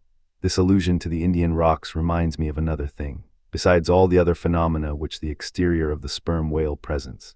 He not seldom displays the back, and more especially his flanks, effaced in great part of the regular linear appearance, by reason of numerous rude scratches, altogether of an irregular, random aspect. I should say that those New England rocks on the sea-coast, which Agassiz imagines to bear the marks of violent scraping contact with vast floating icebergs, I should say that those rocks must not a little resemble the sperm whale in this particular. It also seems to me that such scratches in the whale are probably made by hostile contact with other whales, for I have most remarked them in the large, full-grown bulls of the species. A word or two more concerning this matter of the skin or blubber of the whale. It has already been said that it is stripped from him in long pieces, called blanket pieces. Like most sea terms, this one is very happy and significant, for the whale is indeed wrapped up in his blubber as in a real blanket or counterpane, or, still better, an Indian poncho slipped over his head and skirting his extremity.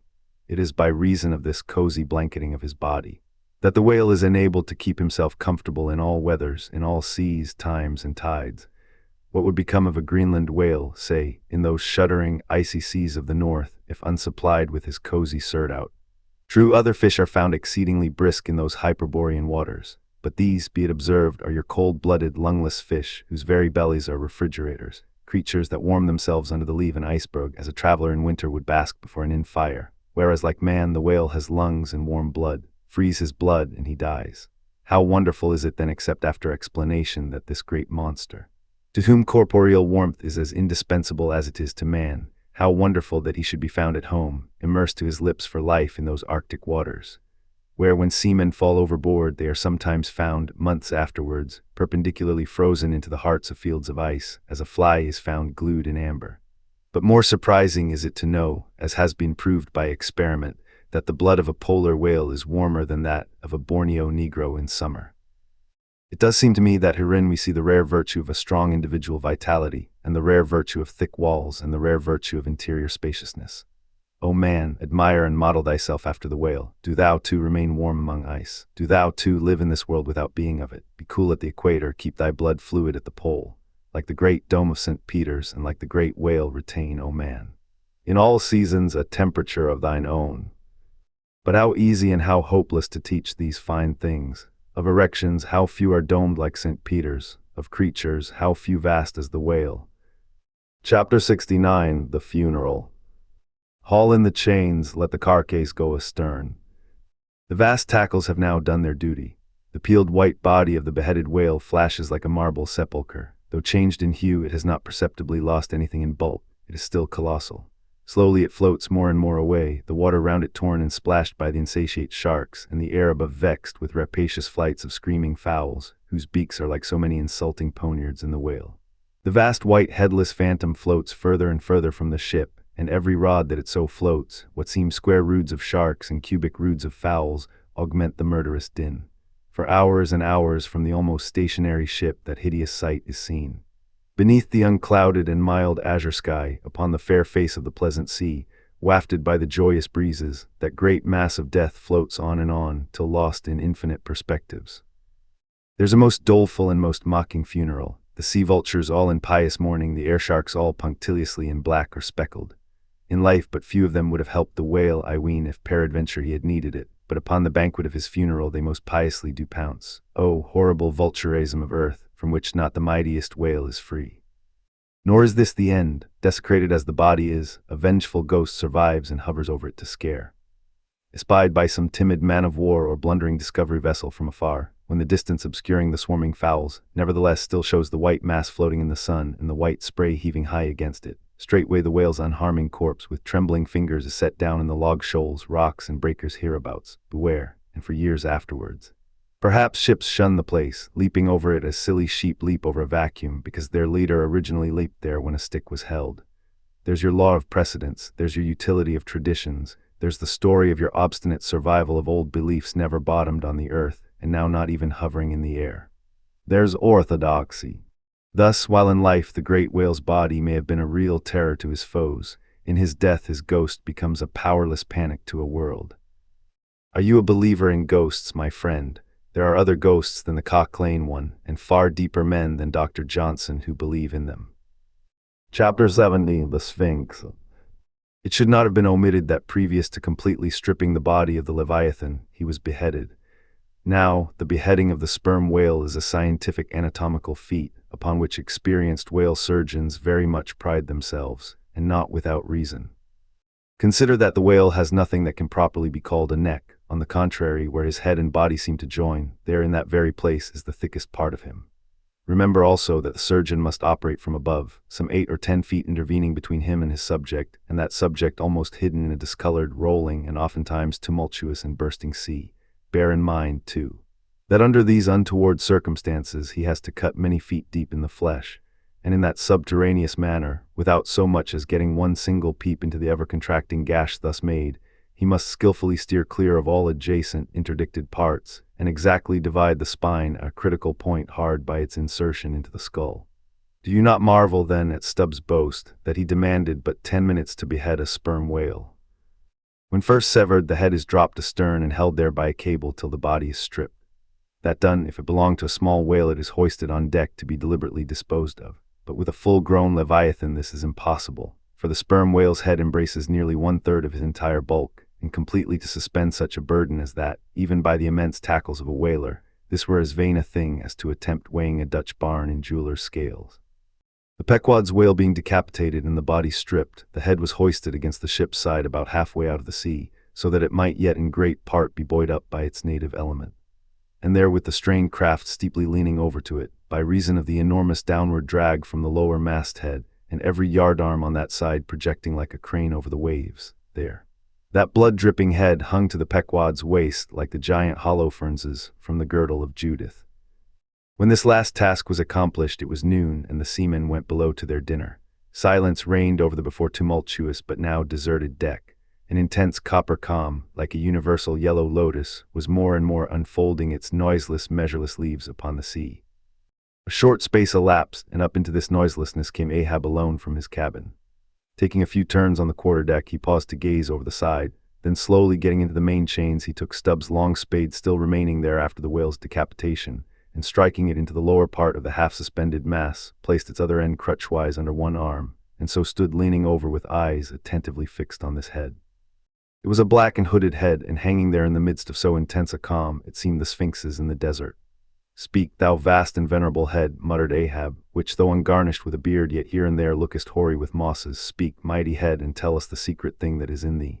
Of all divers thou hast dived the deepest. That head upon which the upper sun now gleams has moved amid this world's foundations. Where unrecorded names and navies rust, and untold hopes and anchors rot, where in her murder's hold this frigate earth is ballasted with bones of millions of the drowned, there in that awful waterland there was thy most familiar home. Thou hast been where bell or diver never went, hast slept by many a sailor's side, where sleepless mothers would give their lives to lay them down.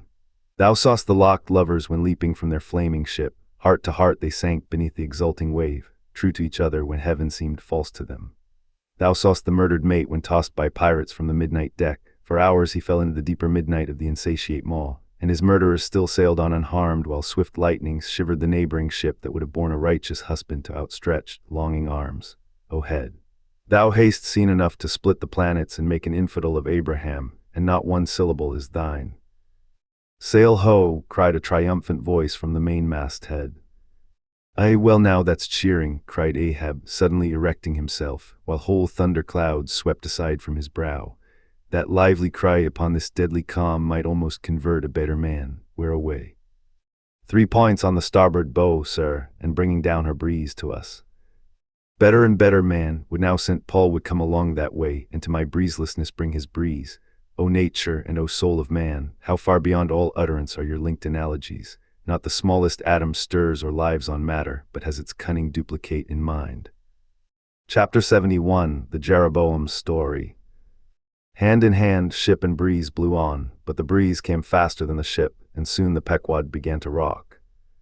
By and by, through the glass the strangers' boats and manned mastheads proved her a whale ship, but as she was so far to windward and shooting by, apparently making a passage to some other ground, the Pequod could not hope to reach her. So the signal was set to see what response would be made. Here be it said that like the vessels of military marines, the ships of the American whale fleet have each a private signal, all which signals being collected in a book with the names of the respective vessels attached. Every captain is provided with it. Thereby, the whale commanders are enabled to recognize each other upon the ocean, even at considerable distances and with no small facility. The Pequod signal was at last responded to by the strangers setting her own, which proved the ship to be the Jeroboam of Nantucket. Squaring her yards, she bore down, ranged a beam under the Pequod's lee, and lowered a boat. It soon drew nigh, but as the side ladder was being rigged by Starbuck's order to accommodate the visiting captain, the stranger in question waved his hand from his boat's stern in token of that proceeding being entirely unnecessary. It turned out that the Jeroboam had a malignant epidemic on board, and that Mayhew, her captain, was fearful of infecting the Pequod's company.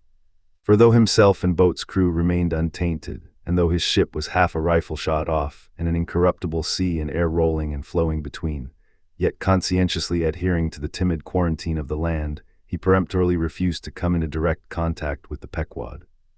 But this did by no means prevent all communications. Preserving an interval of some few yards between itself and the ship, the Jeroboam's boat, by the occasional use of its oars, contrived to keep parallel to the Pequod, as she heavily forged through the sea, for by this time it blew very fresh, with her main topsail aback, though indeed at times by the sudden onset of a large rolling wave the boat would be pushed some way ahead, but would be soon skillfully brought to her proper bearings again. Subject to this and other the like interruptions now and then, a conversation was sustained between the two parties, but at intervals not without still another interruption of a very different sort. Pulling an oar in the Jeroboam's boat was a man of a singular appearance, even in that wild whaling life where individual nobilities make up all totalities. He was a small, short, youngish man, sprinkled all over his face with freckles and wearing redundant yellow hair. A long-skirted, cabalistically cut coat of a faded walnut tinge enveloped him, the overlapping sleeves of which were rolled up on his wrists. A deep, settled, fanatic delirium was in his eyes. So soon as this figure had been first descried, Stubb had exclaimed, "That's he, that's he, the long-togged scaramouch the town hose company told us of." Stubb here alluded to a strange story told of the Jeroboam and a certain man among her crew some time previous when the Pequod spoke the town ho. According to this account and what was subsequently learned, it seemed that the scaramouch in question had gained a wonderful ascendancy over almost everybody in the Jeroboam. His story was this. He had been originally nurtured among the crazy society of Neskuna Shakers, where he had been a great prophet, in their cracked secret meetings having several times descended from heaven by the way of a trapdoor, announcing the speedy opening of the 7th vial which he carried in his vest pocket, but which, instead of containing gunpowder, was supposed to be charged with laudanum. A strange, apostolic whim having seized him, he had left Neskuna for Nantucket, where, with that cunning peculiar to craziness, he assumed a steady, common-sense exterior, and offered himself as a green-hand candidate for the Jeroboam's whaling voyage. They engaged him, but straightway upon the ship's getting out of sight of land, his insanity broke out in a freshet. He announced himself as the Archangel Gabriel and commanded the captain to jump overboard. He published his manifesto, whereby he set himself forth as the deliverer of the Isles of the Sea and Vicar General of all Oceanica. The unflinching earnestness with which he declared these things, the dark, daring play of his sleepless, excited imagination, and all the preternatural terrors of real delirium, united to invest this Gabriel in the minds of the majority of the ignorant crew with an atmosphere of sacredness. Moreover, they were afraid of him. As such a man, however, was not of much practical use in the ship, especially as he refused to work except when he pleased. The incredulous captain would fain have been rid of him. But apprised that that individual's intention was to land him in the first convenient port, the Archangel forthwith opened all his seals and vials, devoting the ship and all hands to unconditional perdition, in case this intention was carried out. So strongly did he work upon his disciples among the crew that at last in a body they went to the captain and told him if Gabriel was sent from the ship, not a man of them would remain. He was therefore forced to relinquish his plan, nor would they permit Gabriel to be any way maltreated, say or do what he would, so that it came to pass that Gabriel had the complete freedom of the ship. The consequence of all this was that the Archangel cared little or nothing for the captain and mates, and since the epidemic had broken out he carried a higher hand than ever, declaring that the plague, as he called it, was at his sole command, nor should it be stayed but according to his good pleasure.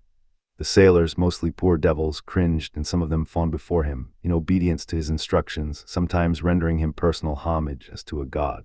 Such things may seem incredible, but however wondrous, they are true, nor is the history of fanatics half so striking in respect to the measureless self-deception of the fanatic himself, as his measureless power of deceiving and bedeviling so many others. But it is time to return to the Pequod. "I fear not thy epidemic, man," said Ahab from the bulwarks to Captain Mayhew, who stood in the boat's stern. "Come on board." But now Gabriel started to his feet. Think of the fevers, yellow and bilious. Beware of the horrible plague." "Gabriel, Gabriel," cried Captain Mayhew, "thou must either," but that instant a headlong wave shot the boat far ahead, and its seethings drowned all speech. "Hast thou seen the white whale?" demanded Ahab when the boat drifted back. Think of thy whaleboat stoven and sunk. Beware of the horrible tale." "I tell thee again, Gabriel, that," but again the boat tore ahead as if dragged by fiends. Nothing was said for some moments, while a succession of riotous waves rolled by, which by one of those occasional caprices of the seas were tumbling, not heaving it. Meantime, the hoisted sperm whale's head jogged about very violently, and Gabriel was seen eyeing it with rather more apprehensiveness than his archangel nature seemed to warrant. When this interlude was over, Captain Mayhew began a dark story concerning Moby-Dick, not, however, without frequent interruptions from Gabriel whenever his name was mentioned, and the crazy sea that seemed leagued with him. It seemed that the Jeroboam had not long left home, when upon speaking a whale ship, her people were reliably apprised of the existence of Moby-Dick and the havoc he had made. Greedily sucking in this intelligence, Gabriel solemnly warned the captain against attacking the white whale in case the monster should be seen, in his gibbering insanity, pronouncing the white whale to be no less a being than the Shaker god incarnated, the Shakers receiving the Bible. But when, some year or two afterwards, Moby-Dick was fairly sighted from the mastheads, Macy, the chief mate, burned with ardor to encounter him, and the captain himself being not unwilling to let him have the opportunity, despite all the archangel's denunciations and forewarnings, Macy succeeded in persuading 5 men to man his boat. With them he pushed off, and after much weary pulling and many perilous unsuccessful onsets, he at last succeeded in getting one iron fast. Meantime, Gabriel, ascending to the main royal masthead, was tossing one arm in frantic gestures, and hurling forth prophecies of speedy doom to the sacrilegious assailants of his divinity. Now, while Macy, the mate, was standing up in his boat's bow, and with all the reckless energy of his tribe was venting his wild exclamations upon the whale, and essaying to get a fair chance for his poised lance, lo! A broad white shadow rose from the sea, by its quick, fanning motion, temporarily taking the breath out of the bodies of the oarsmen. Next instant, the luckless mate, so full of furious life, was smitten bodily into the air, and making a long arc in his descent, fell into the sea at the distance of about 50 yards. Not a chip of the boat was harmed, nor a hair of any oarsman's head, but the mate forever sank. It is well to parenthesize here that of the fatal accidents in the sperm whale fishery, this kind is perhaps almost as frequent as any. Sometimes nothing is injured but the man who is thus annihilated. Oftener the boat's bow is knocked off, or the thigh board in which the headsman stands is torn from its place and accompanies the body. But strangest of all is the circumstance that in more instances than one, when the body has been recovered, not a single mark of violence is discernible, the man being stark dead. The whole calamity with the falling form of Macy was plainly descried from the ship. Raising a piercing shriek, the vile, Gabriel called off the terror-stricken crew from the further hunting of the whale. This terrible event clothed the archangel with added influence, because his credulous disciples believed that he had specifically foreannounced it, instead of only making a general prophecy, which anyone might have done. And so if chanced to hit one of many marks in the wide margin allowed, he became a nameless terror to the ship. Mayhew having concluded his narration, Ahab put such questions to him, that the stranger captain could not forbear inquiring whether he intended to hunt the white whale if opportunity should offer, to which Ahab answered aye. Straightway then Gabriel once more started to his feet, glaring upon the old man, and vehemently exclaimed with downward pointed finger, think of the blasphemer dead and down there. Beware of the blasphemer's end. Ahab stolidly turned aside, then said to Mayhew, Captain, I have just bethought me of my letter bag. There is a letter for one of thy officers, if I mistake not. Starbuck, look over the bag. Every whale ship takes out a goodly number of letters for various ships, whose delivery to the persons to whom they may be addressed depends upon the mere chance of encountering them in the 4 oceans. Thus, most letters never reach their mark, and many are only received after attaining an age of 2 or 3 years or more. Soon Starbuck returned with a letter in his hand. It was sorely tumbled, damp, and covered with a dull, spotted green mold, in consequence of being kept in a dark locker of the cabin. Of such a letter, Death himself might well have been the postboy. Canst not read it? Cried Ahab. Give it me, man. Aye, it's but a dim scrawl. What's this? As he was studying it out, Starbuck took a long cutting spade pole and with his knife slightly split the end to insert the letter there, and in that way hand it to the boat without its coming any closer to the ship. Meantime, Ahab, holding the letter, muttered, "Mr. Yes, Mr. Harry, a woman's pinny hand, the man's wife, I'll wager. I, Mr. Harry Macy, ship Jeroboam, why it's Macy, and he's dead." Poor fellow, and from his wife," sighed Mayhew, "but let me have it." "Nay, keep it thyself," cried Gabriel to Ahab, "thou art soon going that way." "Curses throttle thee," yelled Ahab. "Captain Mayhew, stand by now to receive it." And taking the fatal missive from Starbuck's hands, he caught it in the slit of the pole and reached it over towards the boat. But as he did so, the oarsmen expectantly desisted from rowing. The boat drifted a little towards the ship's stern, so that, as if by magic, the letter suddenly ranged along with Gabriel's eager hand. He clutched it in an instant, seized the boat knife, and impaling the letter on it, sent it thus loaded back into the ship. It fell at Ahab's feet. Then Gabriel shrieked out to his comrades to give way with their oars, and in that manner the mutinous boat rapidly shot away from the Pequod. As after this interlude the seamen resumed their work upon the jacket of the whale, many strange things were hinted in reference to this wild affair. Chapter 72. The Monkey Rope. In the tumultuous business of cutting in and attending to a whale, there is much running backwards and forwards among the crew. Now hands are wanted here, and then again hands are wanted there. There's no staying in any one place, for at one and the same time everything has to be done everywhere. It is much the same with him who endeavors the description of the scene. We must now retrace our way a little. It was mentioned that upon first breaking ground in the whale's back, the blubber hook was inserted into the original hole there cut by the spades of the mates.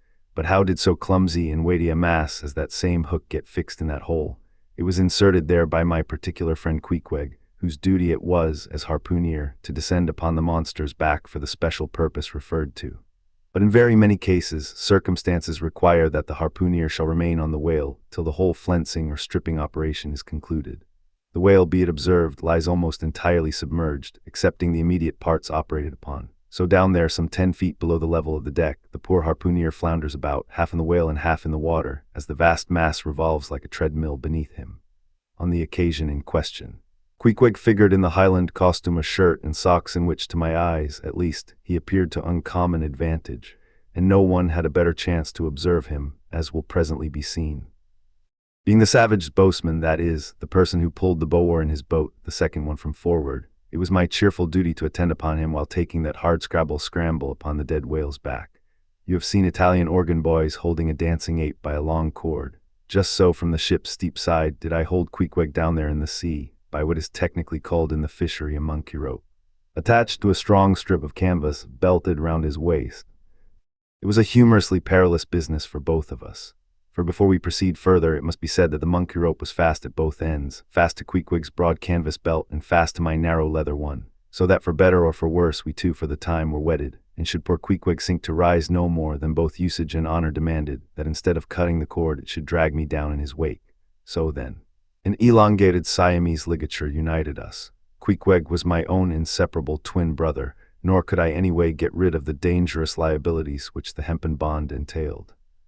So strongly and metaphysically did I conceive of my situation then, that while earnestly watching his motions, I seemed distinctly to perceive that my own individuality was now merged in a joint stock company of two, that my free will had received a mortal wound, and that another's mistake or misfortune might plunge innocent me into unmerited disaster and death. Therefore I saw that here was a sort of intrignum in Providence, for its even-handed equity never could have so gross an injustice. And yet still further pondering while I jerked him now and then from between the whale and ship, which would threaten to jam him, still further pondering, I saw that this situation of mine was the precise situation of every mortal that breathes. Only in most cases he, one way or other, has this Siamese connection with a plurality of other mortals. If your banker breaks, you snap. If your apothecary by mistake sends you poison in your pills, you die. True. You may say that by exceeding caution you may possibly escape these and the multitudinous other evil chances of life. But handle Queequeg's monkey rope heedfully as I would, sometimes he jerked it so that I came very near sliding overboard. Nor could I possibly forget that, do what I would, I only had the management of one end of it. The monkey rope is found in all whalers, but it was only in the Pequod that the monkey and his holder were ever tied together. This improvement upon the original usage was introduced by no less a man than Stubb, in order to afford the imperiled harpooner the strongest possible guarantee for the faithfulness and vigilance of his monkey rope holder. I have hinted that I would often jerk poor Queequeg from between the whale and the ship, where he would occasionally fall, from the incessant rolling and swaying of both. But this was not the only jamming jeopardy he was exposed to. Unappalled by the massacre made upon them during the night, the sharks, now freshly and more keenly allured by the before-pent blood which began to flow from the carcass, the rabid creatures swarmed round it like bees in a beehive. And right in among those sharks was Queequeg, who often pushed them aside with his floundering feet, a thing altogether incredible were it not that, attracted by such prey as a dead whale, the otherwise miscellaneously carnivorous shark will seldom touch a man. Nevertheless, it may well be believed that since they have such a ravenous finger in the pie, it is deemed but wise to look sharp to them. Accordingly, besides the monkey rope, with which I now and then jerked the poor fellow from too close a vicinity to the maw of what seemed a peculiarly ferocious shark, he was provided with still another protection. Suspended over the side in one of the stages, Tashtigo and Dagu continually flourished over his head a couple of keen whale spades, wherewith they slaughtered as many sharks as they could reach. This procedure of theirs, to be sure, was very disinterested and benevolent of them. They meant Queequeg's best happiness, I admit, but in their hasty zeal to befriend him, and from the circumstance that both he and the sharks were at times half hidden by the blood-muddled water, those indiscreet spades of theirs would come nearer amputating a leg than a tail. But poor Queequeg, I suppose, straining and gasping there with that great iron hook, poor Queequeg, I suppose, only prayed to his Yojo and gave up his life into the hands of his gods. Well, well, my dear comrade and twin brother, thought I, as I drew in and then slacked off the rope to every swell of the sea, what matters it, after all? Are you not the precious image of each and all of us men in this wailing world? That unsounded ocean you gasp in is life, those sharks your foes, those spades your friends, and what between sharks and spades you are in a sad pickle and peril, poor lad. But courage, there is good cheer in store for you, Queequeg. For now, as with blue lips and bloodshot eyes the exhausted savage at last climbs up the chains and stands all dripping and involuntarily trembling over the side, the steward advances and with a benevolent, consolatory glance hands him what? Some hot cognac? No, hands him, ye gods, hands him a cup of tepid ginger and water. Ginger, do I smell ginger? Suspiciously asked Stubb, coming near. Yes, this must be ginger, peering into the as yet untasted cup. Then, standing as if incredulous for a while, he calmly walked towards the astonished steward, slowly saying, Ginger, ginger. And will you have the goodness to tell me, Mr. Doughboy, where lies the virtue of ginger? Ginger, is ginger the sort of fuel you use, Doughboy, to kindle a fire in this shivering cannibal? Ginger. What the devil is ginger? Sea coal, firewood, lucifer matches, tinder, gunpowder. What the devil is ginger, I say, that you offer this cup to our poor Queequeg here? There is some sneaking temperance society movement about this business, he suddenly added, now approaching Starbuck, who had just come from forward. Will you look at that cannikin, sir? Smell of it, if you please. Then, watching the mate's countenance, he added, the steward, Mr. Starbuck, had the face to offer that calomel and jalap to Queequeg there, this instant off the whale. Is the steward an apothecary, sir? And may I ask whether this is the sort of bitters by which he blows back the life into a half-drowned man? I trust not, said Starbuck, it is poor stuff enough. Aye, steward, cried Stubb, we'll teach you to drug a harpooner. None of your apothecary's medicine here. You want to poison us, do ye? You have got out insurances on our lives and want to murder us all and pocket the proceeds, do ye? It was not me, cried Doughboy, it was Aunt Charity that brought the ginger on board, and bade me never give the harpooners any spirits, but only this ginger jub, so she called it. Ginger jub, you gingerly rascal, take that, and run along with ye to the lockers and get something better. I hope I do no wrong, Mr. Starbuck. It is the captain's orders grog for the harpooner on a whale. Enough, replied Starbuck, only don't hit him again, but... Oh, I never hurt when I hit, except when I hit a whale or something of that sort, and this fellow's a weasel. What were you about saying, sir? Only this, go down with him, and get what thou wantest thyself. When Stubb reappeared, he came with a dark flask in one hand and a sort of tea-caddy in the other. The first contained strong spirits and was handed to Queequeg. The second was Aunt Charity's gift, and that was freely given to the waves. Chapter 73, Stubb and Flask kill a right whale and then have a talk over him. It must be borne in mind that all this time we have a sperm whale's prodigious head hanging to the Pequod's side, but we must let it continue hanging there a while till we can get a chance to attend to it. For the present other matters press, and the best we can do now for the head is to pray heaven the tackles may hold. Now during the past night and forenoon the Pequod had gradually drifted into a sea, which by its occasional patches of yellow brit gave unusual tokens of the vicinity of right whales, a species of the leviathan that but few supposed to be at this particular time lurking anywhere near. And though all hands commonly disdained the capture of those inferior creatures, and though the Pequod was not commissioned to cruise for them at all, and though she had passed numbers of them near the Crozets without lowering a boat, yet now that a sperm whale had been brought alongside and beheaded, to the surprise of all, the announcement was made that a right whale should be captured that day, if opportunity offered. Nor was this long wanting. Tall spouts were seen to leeward, and 2 boats, Stubbs and Flasks, were detached in pursuit. Pulling further and further away, they at last became almost invisible to the men at the masthead. But suddenly in the distance they saw a great heap of tumultuous white water, and soon after news came from aloft that one or both the boats must be fast. An interval passed and the boats were in plain sight, in the act of being dragged right towards the ship by the towing whale. So close did the monster come to the hull that at first it seemed as if he meant it malice, but suddenly going down in a maelstrom within 3 rods of the planks, he wholly disappeared from view, as if diving under the keel. "Cut, cut," was the cry from the ship to the boats, which for one instant seemed on the point of being brought with a deadly dash against the vessel's side. But having plenty of line yet in the tubs, and the whale not sounding very rapidly, they paid out abundance of rope, and at the same time pulled with all their might so as to get ahead of the ship. For a few minutes the struggle was intensely critical, for while they still slacked out the tightened line in one direction, and still plied their oars in another, the contending strain threatened to take them under. But it was only a few feet advance they sought to gain, and they stuck to it till they did gain it, when instantly a swift tremor was felt running like lightning along the keel, as the strained line scraping beneath the ship suddenly rose to view under her bow, snapping and quivering, and so flinging off its drippings that the drops fell like bits of broken glass on the water, while the whale beyond also rose to sight, and once more the boats were free to fly. But the fagged whale abated his speed, and blindly altering his course, went round the stern of the ship, towing the 2 boats after him, so that they performed a complete circuit. Meantime they hauled more and more upon their lines, till close flanking him on both sides, Stubb answered Flask with lance for lance. And thus round and round the Pequod the battle went, while the multitudes of sharks that had before swum round the sperm whale's body rushed to the fresh blood that was spilled, thirstily drinking at every new gash, as the eager Israelites did at the new bursting fountains that poured from the smitten rock. At last his spout grew thick, and with a frightful roll and vomit he turned upon his back a corpse, while the 2 headsmen were engaged in making fast cords to his flukes, and in other ways getting the mass in readiness for towing. Some conversation ensued between them. "I wonder what the old man wants with this lump of foul lard," said Stubb, not without some disgust at the thought of having to do with so ignoble a leviathan.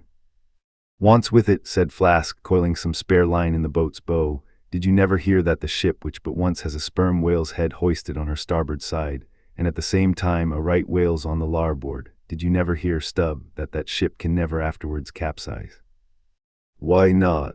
"I don't know, but I heard that gamboge ghost of a Fedella saying so, and he seems to know all about ship's charms. But I sometimes think he'll charm the ship to no good at last. I don't half like that chap, Stubb. Did you ever notice how that tusk of his is a sort of carved into a snake's head, Stubb? Sink him, I never look at him at all, but if ever I get a chance of a dark night, and he's standing hard by the bulwarks and no one by, look down there, Flask pointing into the sea with a peculiar motion of both hands, Flask, I take that Fedella to be the devil in disguise. Do you believe that cock and bull story about his having been stowed away on board ship? He's the devil, I say. The reason why you don't see his tail is because he tucks it up out of sight. He carries it coiled away in his pocket, I guess. Blast him, now that I think of it, he's always wanting oakum to stuff into the toes of his boots. He sleeps in his boots, don't he? He hasn't got any hammock, but I've seen him lay of nights in a coil of rigging. No doubt, and it's because of his cursed tail. He coils it down, do you see, in the eye of the rigging. What's the old man have so much to do with him for?